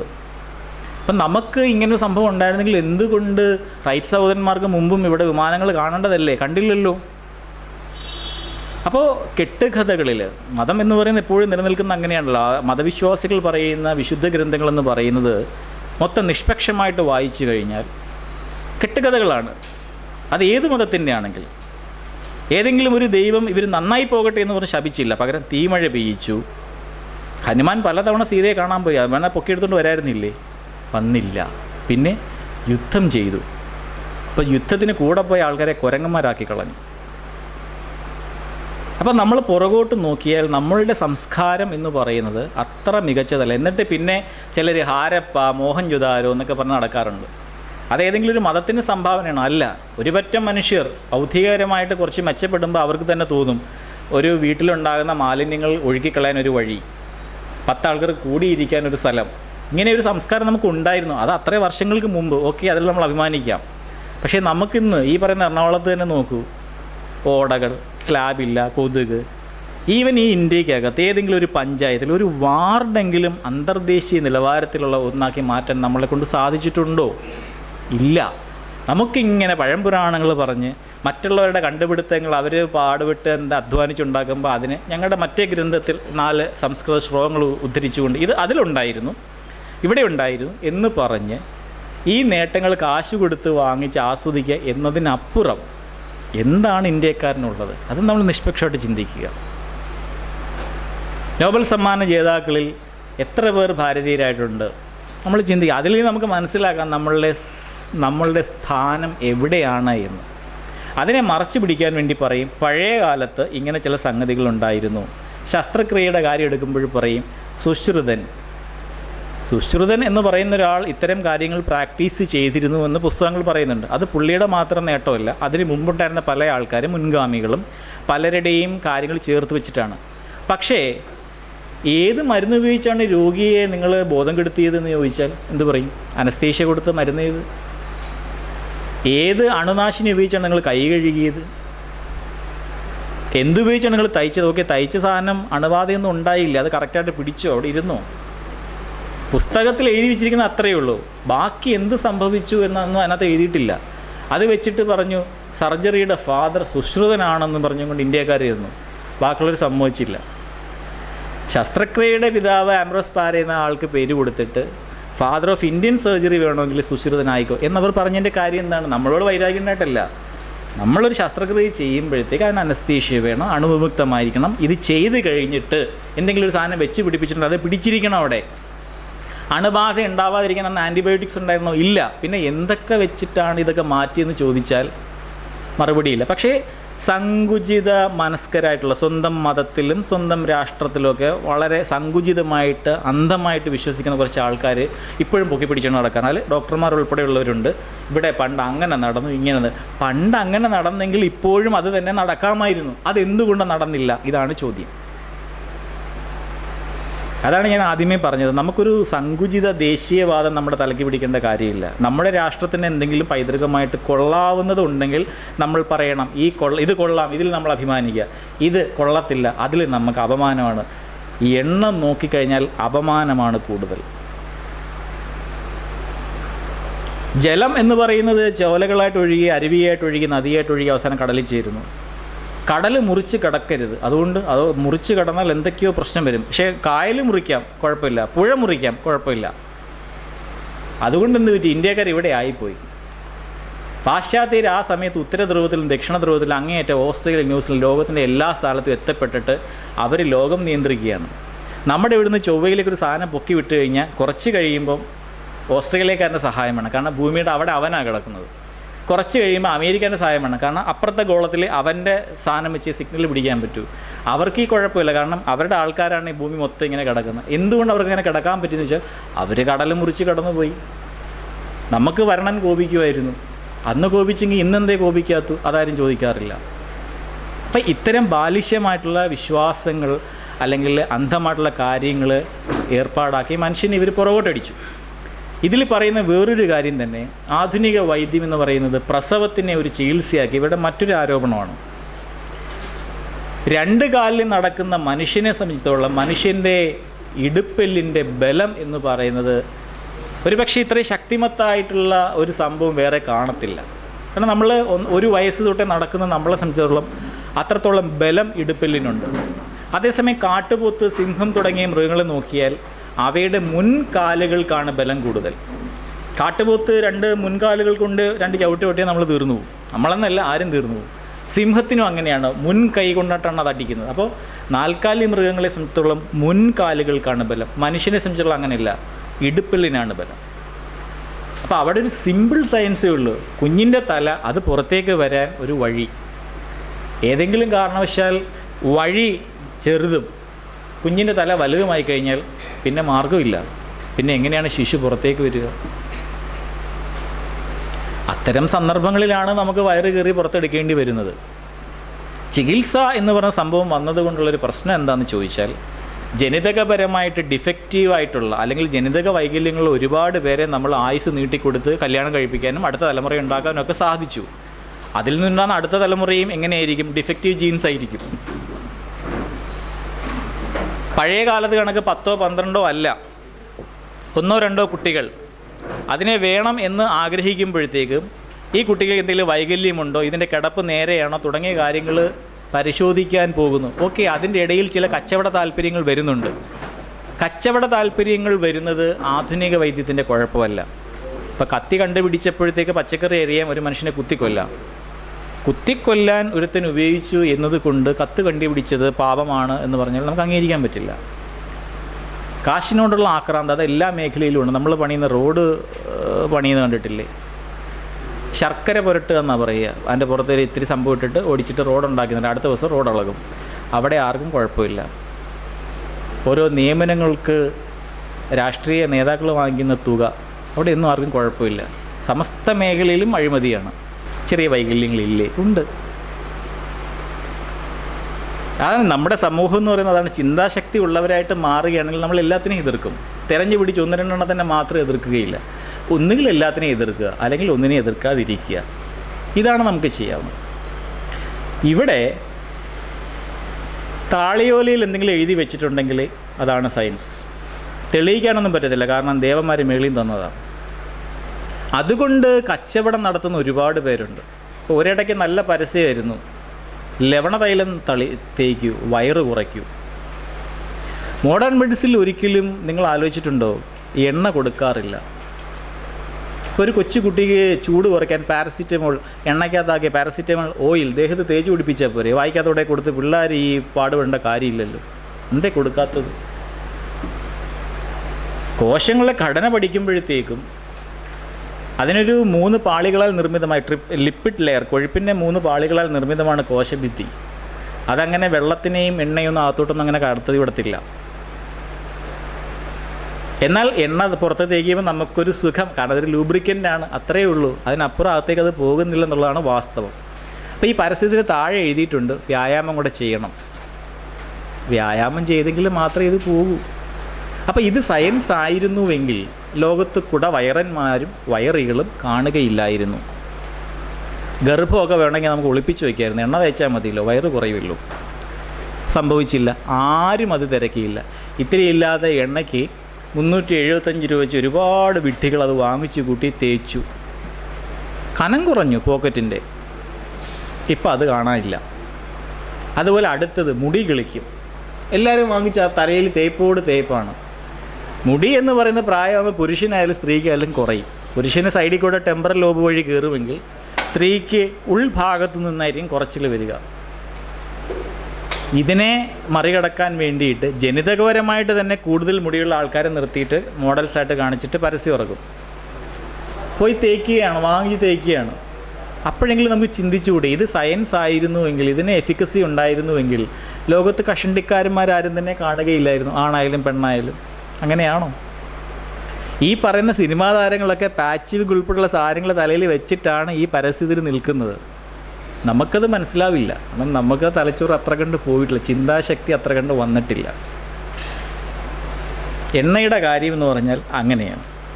അതുപോലെ തന്നെ ഇന്നും നമ്മുടെ ഇവിടെ പാമ്പ് കടി ഏറ്റ് കഴിഞ്ഞാൽ ഉടനെ, അല്ലെങ്കിൽ തേളോ അല്ലെങ്കിൽ വേണ്ട എന്തെങ്കിലും ഒരു കുഞ്ഞു സാധനം കടിച്ചു കഴിഞ്ഞാൽ വിഷഹാരി അടുത്തേക്ക് ഓടും. പി കൃഷ്ണപിള്ള, കമ്മ്യൂണിസ്റ്റ് പാർട്ടി ഉണ്ടാക്കിയ ആൾ കേരളത്തിലെ, അദ്ദേഹം മരിച്ചു പോയത് പാമ്പ് കടിയേറ്റിട്ടാണ്. പാമ്പ് കടി എന്ന് പറഞ്ഞാൽ, അല്ലെങ്കിൽ ഇതുപോലുള്ള സാധനങ്ങളുടെ കടി എന്ന് പറഞ്ഞാൽ ഇത്രയേ ഉള്ളൂ. എല്ലാ ജീവികൾക്കും അതിൻ്റേതായ ഉമിനീരുണ്ട്. ഈ ഉമിനീരെന്ന് പറയുന്നത് മാംസ്യ തന്മാത്രകളാണ്, പ്രോട്ടീൻ തന്മാത്രകളാണ്. അപ്പം നമുക്ക് പ്രോട്ടീൻ തന്മാത്രകൾ കഴിക്കാം, ഏത് രൂപത്തിൽ? വായിലൂടെ കഴിക്കാം. പക്ഷേ ദഹന വ്യവസ്ഥയ്ക്ക് വെളിയിലൂടെ, പാരൻട്രൽ റൂട്ടിലൂടെ മറ്റേതെങ്കിലും ഒരു ജീവിയുടെ ഉമിനീരിലടങ്ങിയിരിക്കുന്ന മാംസ്യ തന്മാത്രകൾ ശരീരത്തിലേക്ക് കയറിയാൽ ചിലത് നമുക്ക് പണി തരും, നമ്മൾ തട്ടിപ്പോവും. ചിലത് ആ ഭാഗത്ത് മാത്രം ചെറിയൊരു നീറ്റിലും പുകച്ചിലൊക്കെ ഉണ്ടാക്കിയിട്ട് അവസാനിക്കും. ഇതാണ് സയൻസ്. അപ്പോൾ ഇന്ത്യയിൽ കാണുന്ന പാമ്പുകളിൽ ഒരു 75% കടികളും 4-ൽ 3 കടികളും അല്ലെങ്കിൽ 5-ൽ 4 കടികളും വിഷമില്ലാത്ത പാമ്പുകൾ. വിഷമില്ലാത്തതെന്ന് ഉദ്ദേശിക്കുന്നത് അവയുടെ ഉമിനീര് മനുഷ്യത്തിൻ്റെ ഉള്ളിൽ കയറി കഴിഞ്ഞാൽ കുഴപ്പമൊന്നുമില്ല. പക്ഷേ ഇത്തരം വിഷമില്ലാത്ത സാധനങ്ങൾ കടിച്ചാൽ നമ്മൾ മരിക്കും. എങ്ങനെ?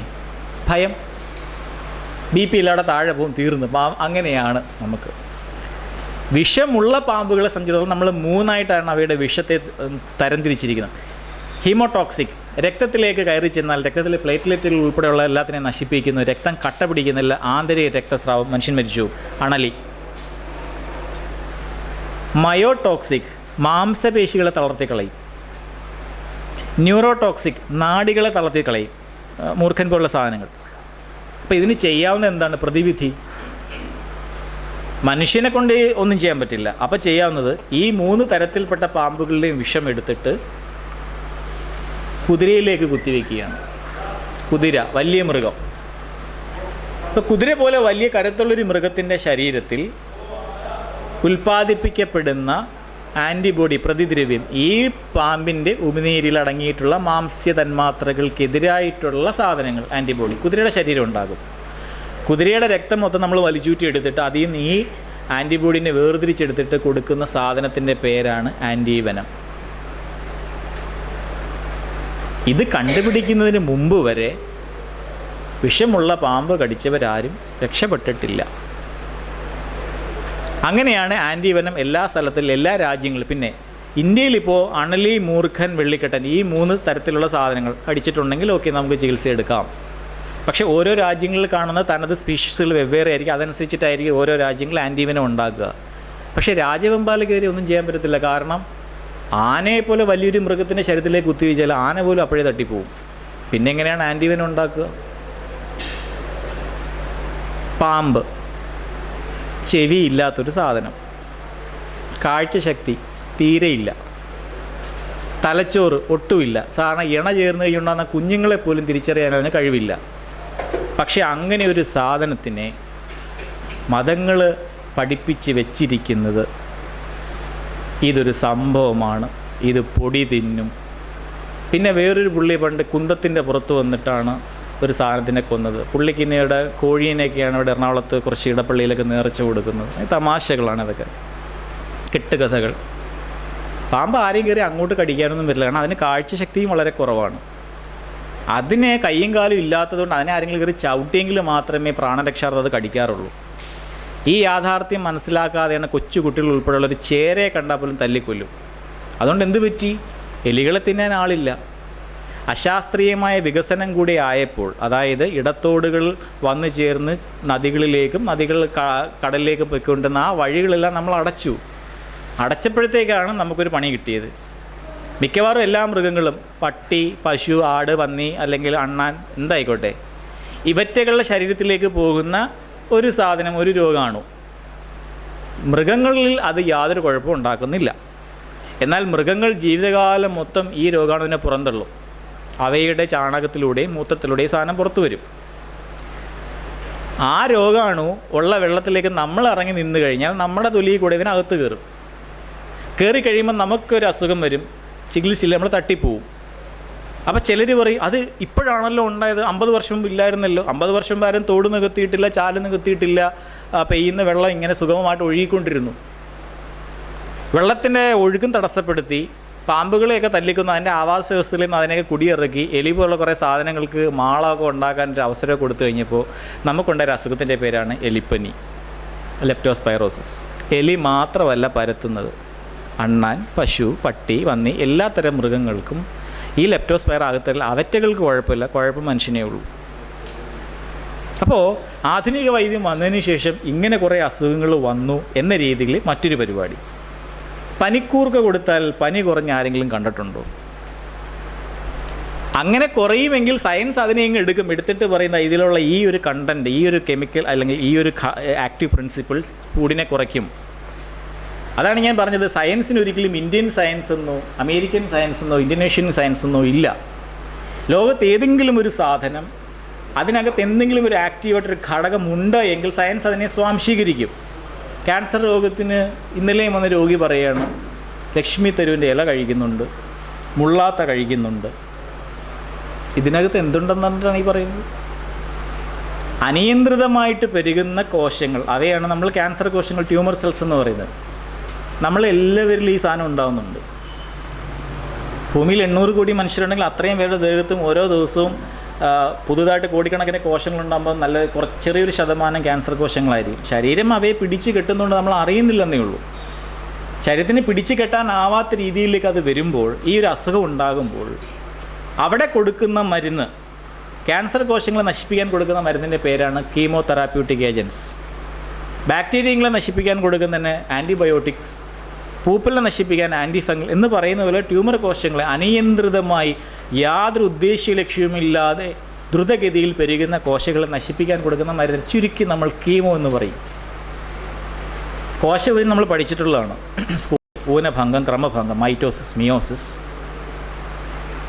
ഈ കോശവിഭജനം നടക്കുന്ന ആ ഘട്ടത്തിനെ വീണ്ടും 4ആയിട്ട് പ്രോഫേസ്, മെറ്റാഫേസ്, ടെലോഫേസ്, അനാഫേസ് ഇങ്ങനെ തരംതിരിച്ച് വെച്ചിട്ടുണ്ട്.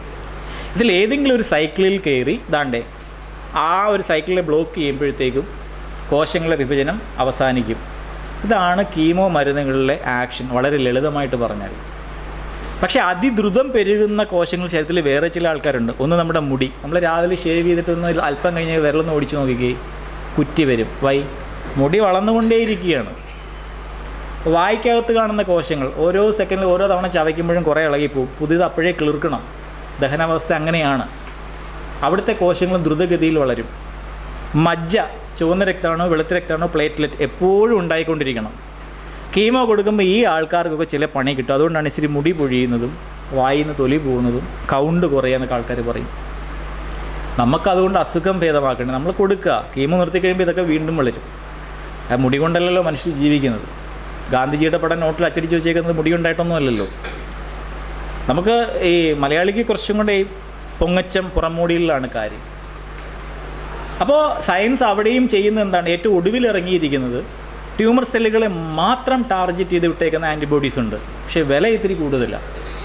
ഇപ്പം ഞാൻ അവിടെ കൊടുത്തേക്കുന്ന ഏറ്റവും കൂടിയ കീമോ എന്ന് വെച്ചാൽ 1,25,000 യോണ്ടലിസ് അതിൻ്റെ വില ഒരു ഇഞ്ചക്ഷന്. താഴേക്ക് വന്നാൽ 56,000. അതിന് ഈ മുടി പൊഴിച്ചിലോ മറ്റേ പ്രശ്നങ്ങളോ ഒന്നുമില്ല. ഈ എന്തുകൊണ്ട് വില കൂടുതലെന്ന് ചോദിച്ചാൽ നമ്മളല്ല ഇത് കണ്ടുപിടിച്ചത്.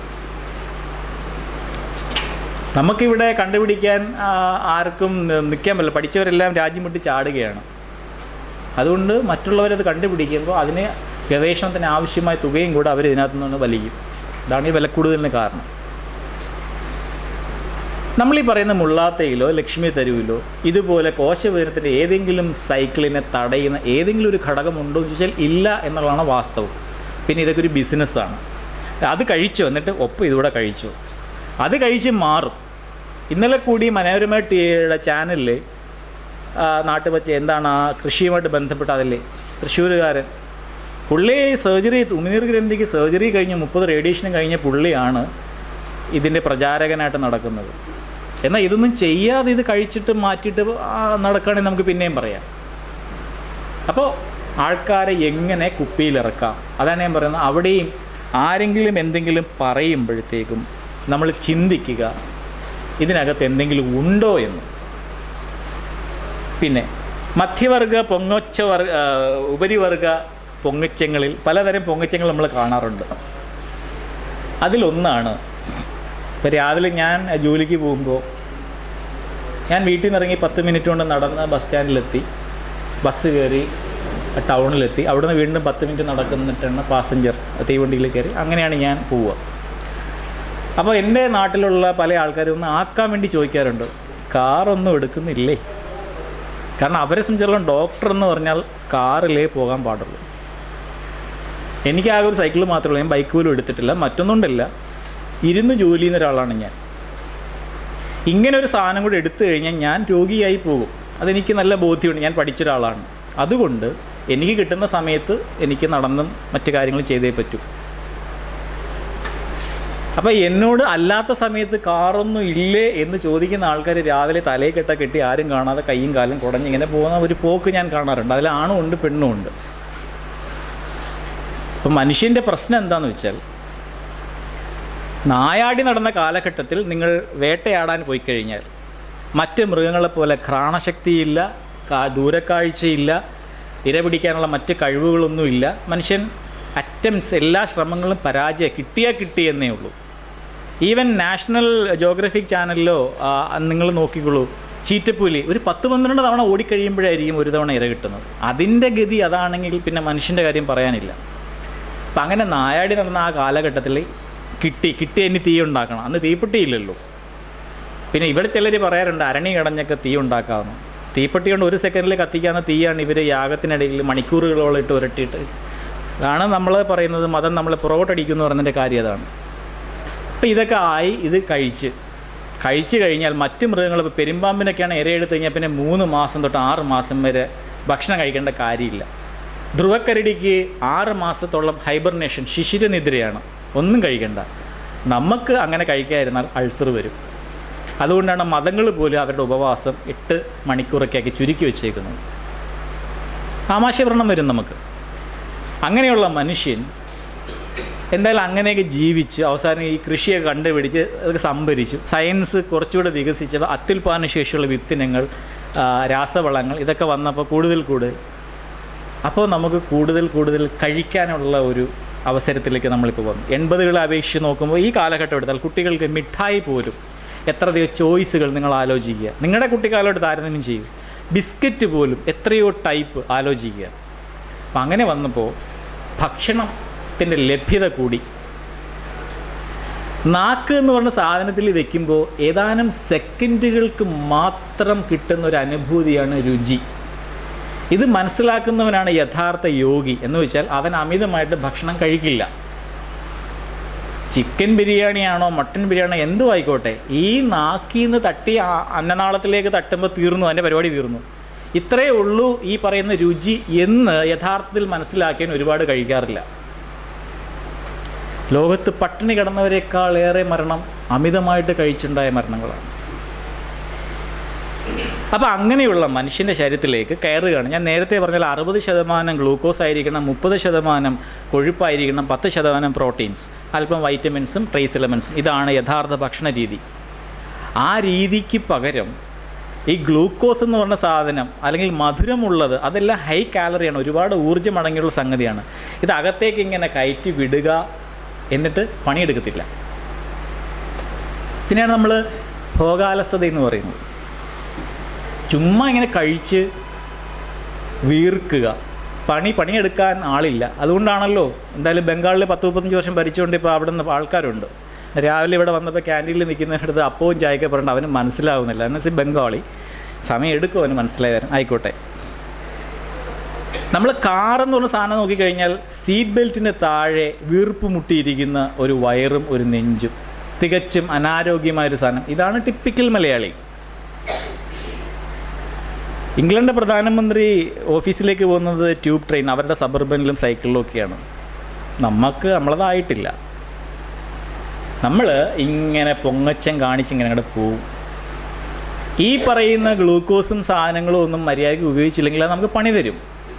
ആ പണി എങ്ങനെയാണെന്ന് ചോദിച്ചാൽ 60% ഗ്ലൂക്കോസ് ആയിരിക്കണം ഓരോ ദിവസവും. പക്ഷേ അതിൻ്റെ ഉപാപചയ പ്രവർത്തനത്തിന് വേണ്ട ഇൻസുലിൻ എന്ന് പറയുന്ന ഹോർമോൺ ഉൽപ്പാദിപ്പിക്കുന്ന ആഗ്നേയഗ്രന്ഥി അഥവാ പാൻക്രിയാസ് ഗ്രന്ഥി നോക്കിക്കഴിഞ്ഞാൽ ഭയങ്കര വലുതാണ്.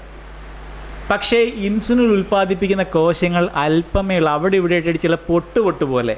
അതുകൊണ്ടാണ് സ്കൂൾ ടെക്സ്റ്റ് ബുക്കുകളിൽ കണ്ടുപിടിച്ച ശാസ്ത്രജ്ഞൻ്റെ പേരിനോടൊപ്പം ഐലറ്റ്സ് ഓഫ് ലാംഗർഹാൻസ് എന്ന് പറയുന്നത്. ലാംഗർഹാൻസിൻ്റെ ചെറുതുരുത്തുകൾ. ഈ പൊട്ടിൽ നിന്നും വരുന്ന ഇൻസുലിൻ ഉപയോഗിച്ച് വേണം നിങ്ങൾ 80 വർഷം വരെ ജീവിക്കാൻ. അന്തസ്രാവി ഗ്രന്ഥി ആ വ്യവസ്ഥയുടെ മറ്റൊരു പ്രശ്നം എന്താണെന്ന് വെച്ചാൽ ശരീരം വളരാൻ ഉപയോഗിക്കുന്ന ഗ്രോത്ത് ഹോർമോൺ, തൈറോയ്ഡ് ഉണ്ടാകുന്ന തൈറോക്സിൻ തുടങ്ങി മറ്റെല്ലാ ഹോർമോണുകളുടെയും പ്രവർത്തനം ഗ്ലൂക്കോസിൻ്റെ അളവ് രക്തത്തിൽ കൂട്ടുക എന്നുള്ളതാണ്, ഷുഗർ ഉണ്ടാക്കുക. ഇൻസുലിൻ മാത്രമേ ഉള്ളൂ അഭിമന്യുമായിട്ട് നിന്നിങ്ങനെ പൊരുതുന്നത്, കുറയ്ക്കുക. പരിണാമത്തിൽ നമുക്ക് കിട്ടിയ മറ്റൊരു കലാപരിപാടിയാണിത്. അപ്പോൾ എന്നാൽ ഈ ഇൻസുലിൻ ഉണ്ടാക്കുന്ന സംഗതികൾ പൊട്ട് പോലെ മാത്രമാണ്. അപ്പോൾ അകത്തേക്ക് കയറുന്ന ഗ്ലൂക്കോസ് നിങ്ങൾ ഉപയോഗിക്കണം. ഉപയോഗിക്കുന്നില്ല എങ്കിൽ ഇത് സംഭരിക്കുന്നതിനൊരു പരിധിയുണ്ട്. അതിൽ കൂടുതലാകുമ്പോൾ സംഭരിക്കാൻ പറ്റില്ല, നിങ്ങൾ ഡയബറ്റിക് ആവും, പ്രമേഹ രോഗിയാവും. അത് ഇന്നലെ പൊറോട്ട കഴിച്ചതുകൊണ്ടോ ഇന്നലെ ബീഫ് കഴിച്ചുകൊണ്ടല്ല, മനുഷ്യൻ കൃഷി കണ്ടുപിടിച്ചിരിക്കാൻ തുടങ്ങിയപ്പോൾ തൊട്ടാണ് ഈ ജീവിതശൈലി രോഗങ്ങൾ നമ്മളെ പിന്തുടർന്നത്. ഈ അടുത്ത കാലത്തൊക്കെ ആയപ്പോൾ അളവ് വളരെ കൂടി. കാരണം തെങ്ങിൻ്റെ മൂട്ടിൽ വരെ ബൈക്കിൽ വന്നിട്ടാണ് ചെത്തൊഴിലാളി മേളിൽ കയറുന്നത്. ചുമട് തൊഴിലാളി പോലും ബൈക്കിലേ പോകും. അപ്പോൾ അത്ര കണ്ട് ആക്ടിവിറ്റീസ് കുറഞ്ഞു. മിക്സി, ഗ്രൈൻഡർ, കൊച്ചു കുട്ടികൾ പോലും സ്കൂളിൽ പോകുന്നത് വീട്ടിൻ്റെ വാതിക്കൽ വരുന്നു, ബസ് നിൽക്കുന്നു, സ്കൂളിലെ പടിയിൽ കൊണ്ടിറക്കുന്നു. എവിടെയാണ് വ്യായാമം? വിദേശത്തു നിന്നുള്ള മദാമാരൊക്കെ വരുമ്പോൾ നമ്മൾ നോക്കിയാൽ മതി, അവരുടെ വയറൊക്കെ എന്ന് പറയുന്നത് നല്ല ഒട്ടി അങ്ങനെയാണ്. ഇവിടെ അങ്ങനെയല്ല. നമ്മുടെ സ്ത്രീകൾ എങ്ങനെയാണ്? Dunlop tyre, new year tyre, Sreechakra tyre, മാംസമടക്കുകൾ. മെഡിക്കൽ ഭാഷയാണ്, ഞങ്ങളുടെ ഹോസ്റ്റൽ ലൈഫിലെ ഒരു ഭാഷയാണ് ടയർ എന്ന് പറയും. അപ്പോൾ ഈ വയറ്റിൽ അടിഞ്ഞു കൂടുന്ന കൊഴുപ്പാണ് ഇൻസുലിൻ്റെ ഏറ്റവും വലിയ ശത്രു, അബ്ഡമിനൽ പാഡ് ഓഫ് ഫാറ്റ്. ഇതൊക്കെ മനസ്സിലാക്കിയിട്ടാണ് ചില ആൾക്കാർ അവസാനമെങ്കിലും ഇറങ്ങി നടന്നും കൊണ്ട് നമ്മുടെ അടുത്ത് ചോദിക്കും, എന്താ കാറൊന്നും എടുക്കുന്നില്ലേ? എന്താ പറയേണ്ടതിന്? തീവണ്ടിയിൽ കയറുമ്പോഴത്തേക്ക് വേറൊരു കാഴ്ച, ഒരു മുതുകൊക്കെ വളഞ്ഞൊരു പുള്ളി വന്നിട്ട് പറയും, ഉങ്ങൾക്ക് ഷുഗർ ഇരിക്കുക. അപ്പോൾ തീവണ്ടി യാത്രക്കാർ 10 പേരെടുത്ത് 8 പേരും ഡയബറ്റിക് ആയിരിക്കും. ശരി, അപ്പോൾ പുള്ളി 2-3 ഇല കൊടുത്തിട്ട് ഇത് വായിലിട്ടു. എന്നിട്ട് പുള്ളി കുറച്ച് പിന്നാലെ ഇത്തിരി പഞ്ചസാര കൊടുക്കും, ഇതും ഇട്ടു. ഇപ്പം മധുരം ഉണ്ടോ? ഇല്ല. ഇത് സക്കറെ കൊല്ലി തകർന്നു. സർക്കാർ ജീവനക്കാർ ഉൾപ്പെടെ എല്ലാവരും കൂട്ടപ്പൊരിച്ചിലാണ്. 2 ഇലയ്ക്ക് അവൻ 50 രൂപ വാങ്ങിക്കും. ശരി, കാര്യം എന്താണ്? ഇത് തിന്നു കഴിഞ്ഞാൽ ഷുഗർ പോയല്ലോ. ശർക്കര കൊല്ലി എന്ന് പറഞ്ഞിട്ടുണ്ടെങ്കിൽ അതിലടങ്ങിയിരിക്കുന്ന ഒരു മരവിപ്പിക്കുന്ന സാധനമുണ്ട്. നാക്ക് കുറച്ച് നേരത്തേക്ക് മരവിച്ചിരിക്കുക. അപ്പോൾ പഞ്ചസാരയെന്നല്ല, എന്ത് വായി വെച്ചാലും നമ്മൾ അറിയില്ല. പക്ഷേ വിഡ്ഢികളായ വിദ്യാസമ്പന്നരുള്ള മലയാളി എന്ത് വില കൊടുത്തും വാങ്ങിക്കും. അല്ലെങ്കിൽ പാലക്കാട് വാക്കാഞ്ചേരി റൂട്ടിൽ ഇന്ന സ്ഥലത്ത് നിൽക്കുന്ന ഡോക്ടറുടെ കയ്യിൽ നിന്ന് മരുന്ന് തറയിൽ വീഴരുത്, കയ്യിൽ നേരിട്ട് വാങ്ങി കഴിക്കൂ. പത്രത്തിൽ ഫുൾ പേജ് പരസ്യം വരും. അപ്പോഴേ വണ്ടി പിടിക്കുകയാണ്. എവിടെ? പാലക്കാട്. വയനാട്ടിൽ നിന്ന് വേറൊരുത്തിനിറങ്ങി ജിലേബിയും പിന്നെ ലഡുവൊക്കെ തിന്നിട്ട് ഷുഗർ മാറ്റാം. MBBSകാരനാണ്. ഡയലോഗ് ഇതാണ്. ഇതിൽ അടങ്ങിയിരിക്കുന്ന ഗ്ലൂക്കോസ് കൂടുതലാണ്. ഇത് അങ്ങോട്ട് ചെല്ലുമ്പം പിന്നെ ഗ്രന്ഥി കൂടുതൽ ഉദ്ദീപിപ്പിക്കപ്പെടും, കൂടുതൽ ഇൻസുലിൻ ഉണ്ടാക്കും, സോ കുറയും. ബിരുദം പഠിച്ചെന്നേ ഉള്ളൂ, തലയ്ക്കകത്ത് ആൾതാമസം ഇല്ല എന്നുള്ളതാണ് മനസ്സിലാക്കുന്നത്. കാരണം നമ്മൾ ഈ സാധാരണ കഴിക്കുന്ന ഭക്ഷണത്തിലെ ഗ്ലൂക്കോസിനെ പോലും കൺട്രോൾ ചെയ്യാൻ പറ്റാത്ത പാൻക്രിയാസിനോടാണ് ഇനി ലഡുവും ജിലേബിയുടെ കൊടുത്തിട്ട് നിങ്ങൾ. അങ്ങനെയാണെങ്കിൽ ഷുഗർ, രക്താതി സമ്മർദ്ദം, പ്രഷറുള്ള ആൾക്കാർക്ക് ഒരു 10-15 കിലോ ഉപ്പെടുത്ത് അങ്ങ് അണ്ണാക്കിലോട്ട് വെച്ച് കൊടുക്കുക. അപ്പോൾ ശരീരം കൂടുതൽ പിന്നെ എന്താ പറയുക, ഇതിനെ BP നിയന്ത്രിക്കാനുള്ള കലാപരിപാടികൾ ചെയ്യും. അല്ലെങ്കിൽ മുട്ടുവേദന കാരണം അമിതഭാരം, മുട്ട് തേഞ്ഞ് നടക്കാൻ വയ്യാത്ത ആൾക്കാരുടെ പുറത്തൊരു 100 ടൺ സാധനം കൂടെ വെച്ച് കൊടുക്കുക. അവർ നടക്കട്ടെ. അപ്പോൾ മുട്ട് കൂടുതൽ കോശങ്ങൾ ഉദ്ദീപിക്കപ്പെട്ടിട്ട് കൂടുതൽ കാൽസ്യം നിറഞ്ഞ മുട്ടുവേദന മാറുമല്ലോ. ഈ സിദ്ധാന്തം അവിടെയൊക്കെ പ്രയോഗിച്ചുകൂടി. പുള്ളിക്കാരൻ്റെ പ്രശ്നം എന്ന് വെച്ചാൽ കൗൺസിലിംഗ് എന്ന് പറഞ്ഞിട്ട് ഇങ്ങനെ ഒരുപാട് സ്ഥലത്ത് നടന്നിട്ട് രജിസ്ട്രേഷൻ 200-300 രൂപ വെച്ച് ആൾക്കാരെന്ന് പണം വിടുങ്ങുക. അതിന് മോഡേൺ മെഡിസിനെ മറയാക്കുന്നു. ഇത് കണ്ടുകൊണ്ട് ഈവൻ എൻ്റെ നാട്ടിൽ പോലും ഞാൻ ഒരു ദിവസം വഴിയെ പോയപ്പോൾ കണ്ടു ഒരു ബാനർ, ലഡു കഴിച്ച് പ്രമേഹം മാറ്റാം, ക്ലാസ് ബൈ ഇന്നയാൾ, രജിസ്ട്രേഷൻ ഫീ.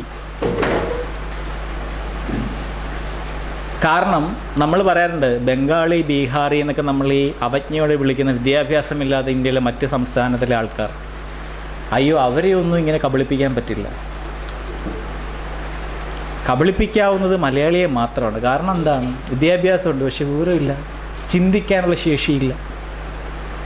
ഇതൊക്കെയാണ് പ്രമേഹത്തിലാക്കുന്നത്. അപ്പോൾ പെട്ടെന്ന് കേൾക്കുന്ന രീതിയിൽ ഒരു കളരി മർമ്മ ഒരുത്തിൻ്റെ ഡയലോഗാണ്, തേനീച്ച ഫുൾ ടൈം തേനിൽ മുങ്ങിക്കിടക്കുക, പക്ഷെ അതിന് പ്രമേഹം ഇല്ലല്ലോ. അപ്പോൾ കേട്ടിരിക്കുന്നൊരു ഇല്ലല്ലോ. തേനീച്ച എന്ന് പറയുന്നത് പൂവിൽ നിന്നും കൊണ്ടുപോകുന്ന സാധനം, അതിനെ അത് പിന്നെ മധു ആകുന്നത് എപ്പോഴാണ്? അതിനെ അകത്ത് കൊണ്ടുവയ്ക്കുന്നു. ലാർവ രൂപത്തിലുള്ള അതിൻ്റെ കുഞ്ഞുങ്ങളുടെ ഭക്ഷണമാണത്. അവർക്ക് മട്ടണും ചിക്കനും കൊടുക്കാൻ പറ്റില്ല, പല്ലൊന്നുമില്ല. ഇനി ഈ തേൻ പൂവിൽ നിന്നെടുത്ത സാധനത്തിന് ചുറ്റും കിടന്ന് ചിറകടിച്ചടിച്ച് അതിലെ ജലാംശം മൊത്തം നല്ലൊരു പരിധിയിൽ ബാഷ്പീകരിച്ച് കളയുമ്പോഴേ അത് തേനാകും. അതാണ് അവിടെ ചെയ്യുന്നത്. അല്ലാതെ ഈ കളരിക്കാരൻ പറയുന്ന കണക്ക് മലയാളി ഇങ്ങനെ വെള്ളമടിച്ച് പൂസായി കിടക്കുന്ന കണക്ക് തേനീച്ച പോയി അതിനകത്ത് തേനും കുടിച്ച് മുങ്ങിക്കിടക്കുകയല്ല. താരതമ്യം ഇങ്ങനെയാണ് തേനീച്ചയും മനുഷ്യനും. ഇത് കേട്ടിട്ട് നമ്മൾ ഉടനെ കമന്നടിച്ച് വീഴുകയാണ്. ഡയബറ്റിക് രോഗികളോട് ചോദിച്ചാൽ കൂടുതലും പേരും പറയും വെള്ള അരി കഴിക്കുക, അതാ ചോറ്. നമ്മുടെ ആദിമ കാലഘട്ടങ്ങളിൽ നമ്മളെടുത്ത നെല്ല് പുഴുങ്ങി നമ്മളെടുത്തു. ഓക്കെ, അതിനെക്കുറിച്ച് തവിടുണ്ടായിരുന്നു. ആ തവിട് എന്ന് പറയുന്നത് ഇതിലടങ്ങിയിരിക്കുന്ന ഗ്ലൂക്കോസിൻ്റെ ആഗിരണത്തെ തടസ്സപ്പെടുത്തും നല്ലൊരു ശതമാനം. നമുക്ക് രുചി കൂടി നമ്മളതിനെ റിഫൈൻ ചെയ്തു തവിടിനെയും കൂടെ എടുത്തു കളഞ്ഞ് വെള്ള അരിയാക്കി. അങ്ങനെയുള്ള വെള്ള അരിയുടെ ഗ്ലൂക്കോസിനെ തടയാൻ അവിടെ ആരെങ്കിലും ഉണ്ടോ? ഇല്ല. 100% ഗ്ലൂക്കോസ് അകത്ത് കയറും. അടുത്ത പണി കിട്ടി. മുമ്പ് അത്രയും കയറിയിട്ടുണ്ടാവില്ല, ഇപ്പോൾ ഇത്രയും കയറി ജോലിയും ചെയ്യാറില്ല. പിന്നെ എങ്ങനെ ഇതൊക്കെ കൂടാതിരിക്കും? എങ്കിലും രോഗികളായിട്ട് ആൾക്കാർ വരുമ്പോൾ ചികിത്സിക്കുക എന്നുള്ളത് നമ്മുടെ ഒരു കടമയാണ്. അപ്പോൾ അടുത്ത ന്യായം, ഇത് സാമ്രാജ്യത്തെ ബഹുരാഷ്ട്ര കുത്തകകൾക്ക് വളരാൻ വേണ്ടിയിട്ട് ഉണ്ടാക്കപ്പെടുന്ന ഇവർ തന്നെ സൃഷ്ടിക്കുന്ന അസുഖങ്ങളാണ്, ആനയാണ്, ചേനയാണ്. ഡയബറ്റീസ് ഒരു രോഗമല്ല, അതിന് ശരിക്കും രോഗസമുച്ചയം എന്നാണ് പറയുന്നത്. ഒരു കോംപ്ലക്സാണ്. കണ്ണിൽ കാഴ്ച പോവും, കാരണം പ്രകാശം പതിക്കുന്ന റെറ്റിന എന്ന് പറഞ്ഞ പാളി അളക്കും. ആരംഭഘട്ടത്തിലൊക്കെ ആണെങ്കിൽ ലേസർ രശ്മികൾ ഉപയോഗിച്ച് നമുക്ക് തിരിച്ചൊട്ടിക്കാം. ഒരു പരിധി കഴിഞ്ഞാൽ ഒന്നും ചെയ്യാൻ പറ്റില്ല. ഒരാൾ കർണാടകയിൽ ജയിലിൽ കിടപ്പുണ്ട്. പുള്ളി എപ്പോഴും പറയും എനിക്ക് ആയുർവേദം മതി, പിന്നെ നാച്ചുറോപ്പതി മതി. അവിടെ ഒരുത്തനുണ്ട് നാച്ചുറോപ്പതി. പുള്ളി എന്നിട്ട് പറയും ഇടയ്ക്കിടയ്ക്ക് മറ്റേ കണ്ണാശുപത്രി കൊണ്ടു, മറ്റേ ഹൃദയാശുപത്രി കൊണ്ടു, ബാക്കി ഞാൻ ചെയ്തു തരാം. ഒരു കാലത്തും കാഴ്ച കിട്ടത്തില്ല. തലച്ചോറിൽ രക്തക്കുഴൽ അടഞ്ഞു പോയിട്ട് പക്ഷാഘാതം വരും, അറ്റാക്ക്, ഹൃദയാഘാതം എന്നാൽ നമ്മൾ വേദന അറിയില്ല. ഈ കൂടി നിൽക്കുന്ന ഗ്ലൂക്കോസ് ശുദ്ധീകരിക്കുമ്പം, രക്തത്തിനെ ശുദ്ധീകരിക്കുമ്പോൾ വൃക്കയിൽ ഓരോരോ കോശങ്ങളായിട്ട് നശിച്ചുകൊണ്ടിരിക്കുകയാണ്. വൃക്ക അടിച്ചു പോവും. അതിൻ്റെ ഒരു കുഴപ്പം എന്താ? മനുഷ്യന് 2 വൃക്കയുണ്ട്, ജീവിക്കാൻ 1 മതി. 1 തകരാറിലായി മറ്റേത് 80% തകരാറിലാകുമ്പോഴേ നമ്മൾ അറിയൂ വൃക്ക രോഗിയാണ്. അന്നേരം എല്ലാവരുടെയും മുമ്പിൽ കൊച്ചൗസേഫ് ചിറ്റിലപ്പള്ളി പ്രത്യക്ഷപ്പെടുവോ? പെടില്ല. പക്ഷെ തെക്കുള്ള ജാനമ്മ പറയുന്നത് ഇങ്ങനെയല്ല. ഷുഗറിൻ്റെ ഗുളിക കഴിച്ചാൽ കിഡ്നി അടിച്ചു പോകും, അതുകൊണ്ട് ഗുളിക കഴിക്കരുത്. അപ്പോൾ രാജൻ ഇത് കേട്ടിട്ട് എന്നാ വേണ്ട കഴിക്കണ്ട, കാരണം പഠിച്ചത് ജാനമ്മയാണല്ലോ. അങ്ങനെ ഈ ഗുളികയെല്ലാം നിർത്തിയിട്ട് അവസാനം ഒരു പരുവായിട്ട് കുറച്ച് ആൾക്കാർ ആശുപത്രിയിൽ വരും. ഇതാ ഞാനീ പറഞ്ഞത്, ബുദ്ധിയുള്ള ഭരണകൂടങ്ങൾ ഒരിക്കലും ജനത്തിൻ്റെ ജീവിതം പന്താടുന്ന ഇമ്മാതിരി കന്നം തിരിവുകൾ കൂട്ടു നിൽക്കാറില്ല. ഇങ്ങനെ ആരെങ്കിലും പ്രചരിപ്പിച്ചാൽ അവൻ അകത്ത് കിടക്കും. ഇവിടെ അങ്ങനെയല്ല.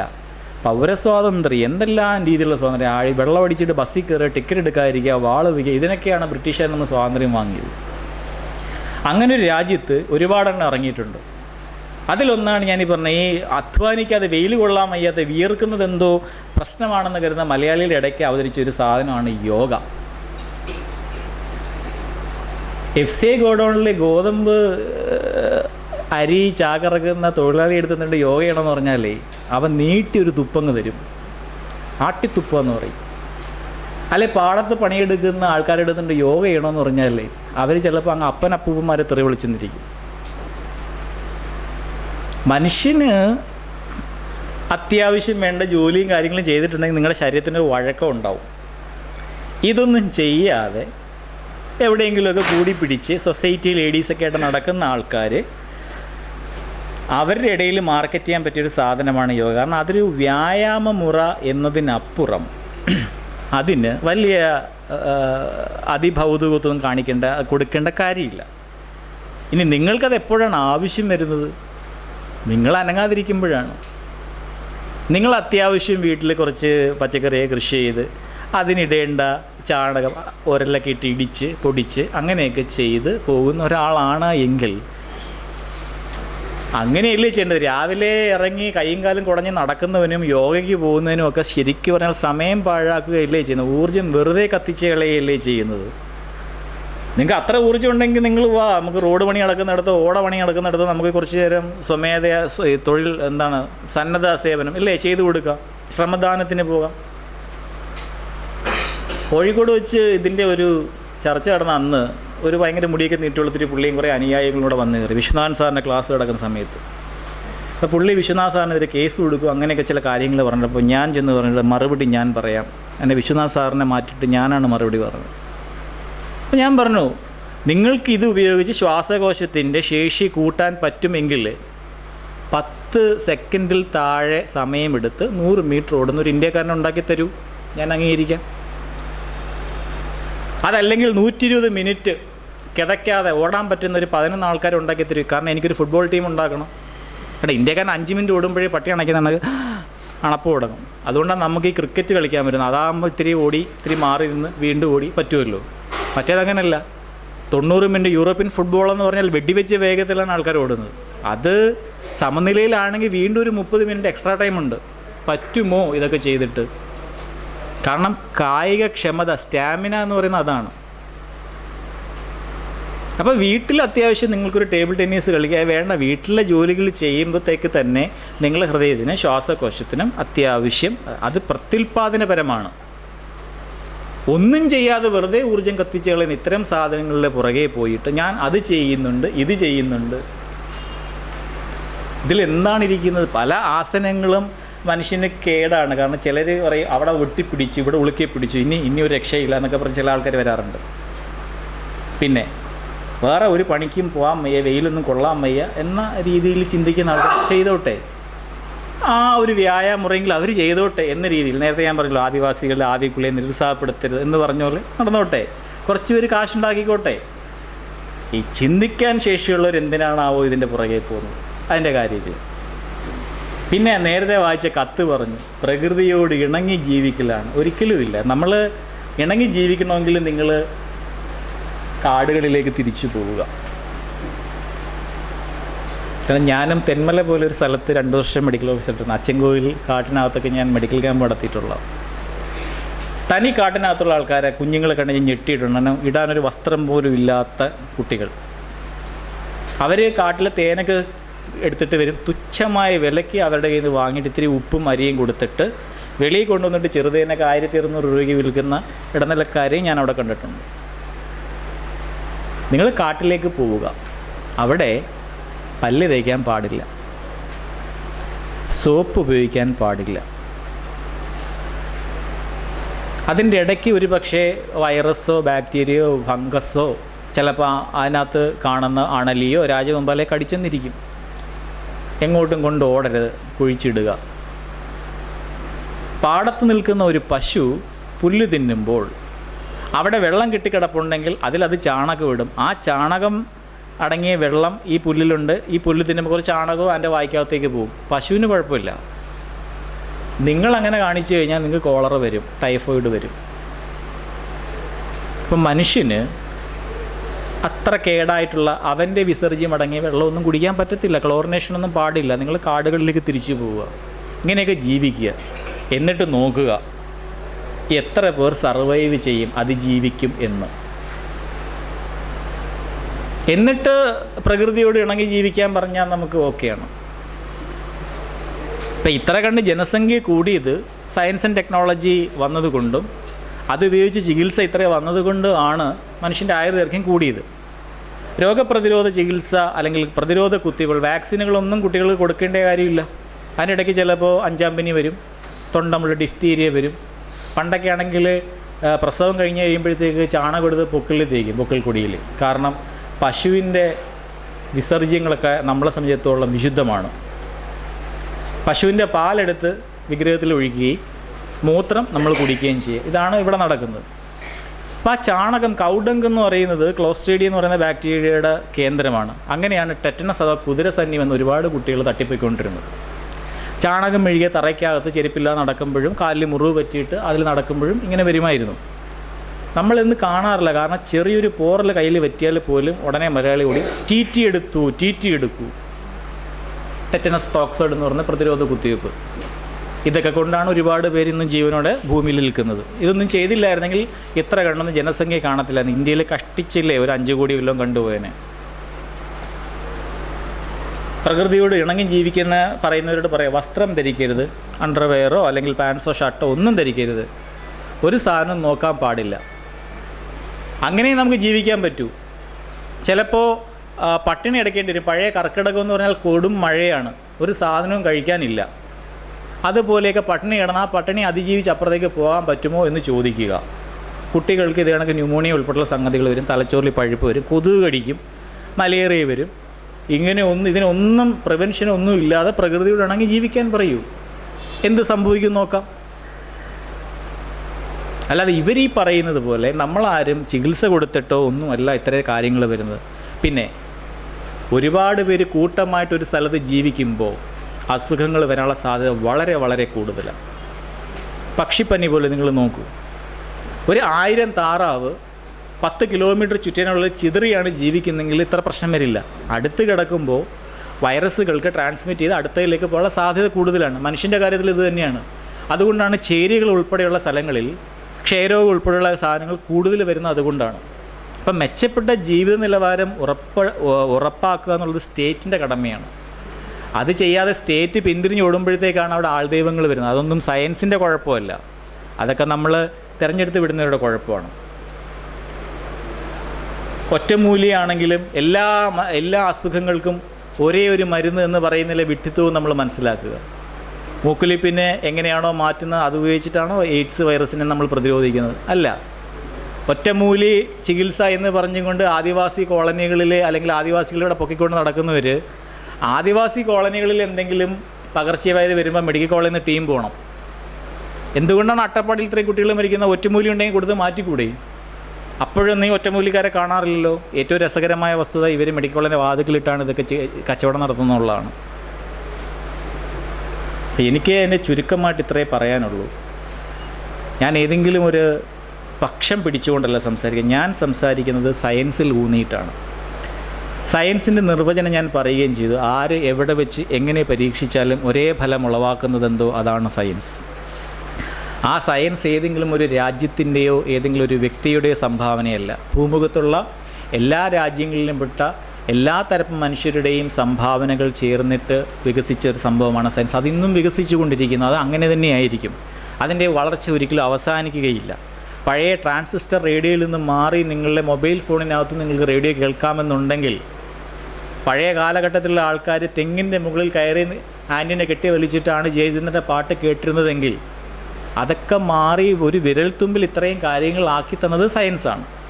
അപ്പോൾ ആ സയൻസ് നൽകിയിട്ടുള്ള എല്ലാവിധ നേട്ടങ്ങളെയും ആവോളം ആസ്വദിച്ചുകൊണ്ട് അതിനെ തള്ളിപ്പറയുക, അതൊരു ഫാഷനും ഒരു മനോരോഗവുമാണ് ഏറ്റവും കൂടുതലുള്ള മലയാളികൾക്കാണ്. അതെന്തുകൊണ്ട് വരുന്നു എന്ന് ചോദിച്ചാൽ ഒറ്റ മറുപടിയുള്ളൂ, നമ്മൾക്ക് കിട്ടുന്നത് മതാത്മക വിദ്യാഭ്യാസമാണ്. രാഷ്ട്രീയക്കാരനും മതമേലധ്യക്ഷന്മാർക്കും വേണ്ടത് തിരിച്ച് ചോദ്യങ്ങളൊന്നും ചോദിക്കാത്ത വിഡ്ഢികളായ അണികളെയാണ്.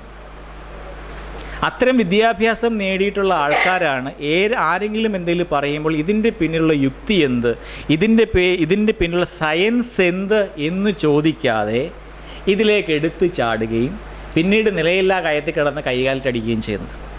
അപ്പോൾ അത്തരത്തിലുള്ള ഒരു ആൾ അല്ലെങ്കിൽ ഒരു വ്യക്തിയായി മാറാതെ സ്വയമേവ കാര്യങ്ങൾ മനസ്സിലാക്കുക, അതുപയോഗിച്ച് സമൂഹത്തിനെയും മാറ്റാൻ ശ്രമിക്കുക. ഇത്രമാത്രം പറഞ്ഞുകൊണ്ട് ഞാൻ എൻ്റെ വാക്കുകൾ ഉപസംഹരിക്കും.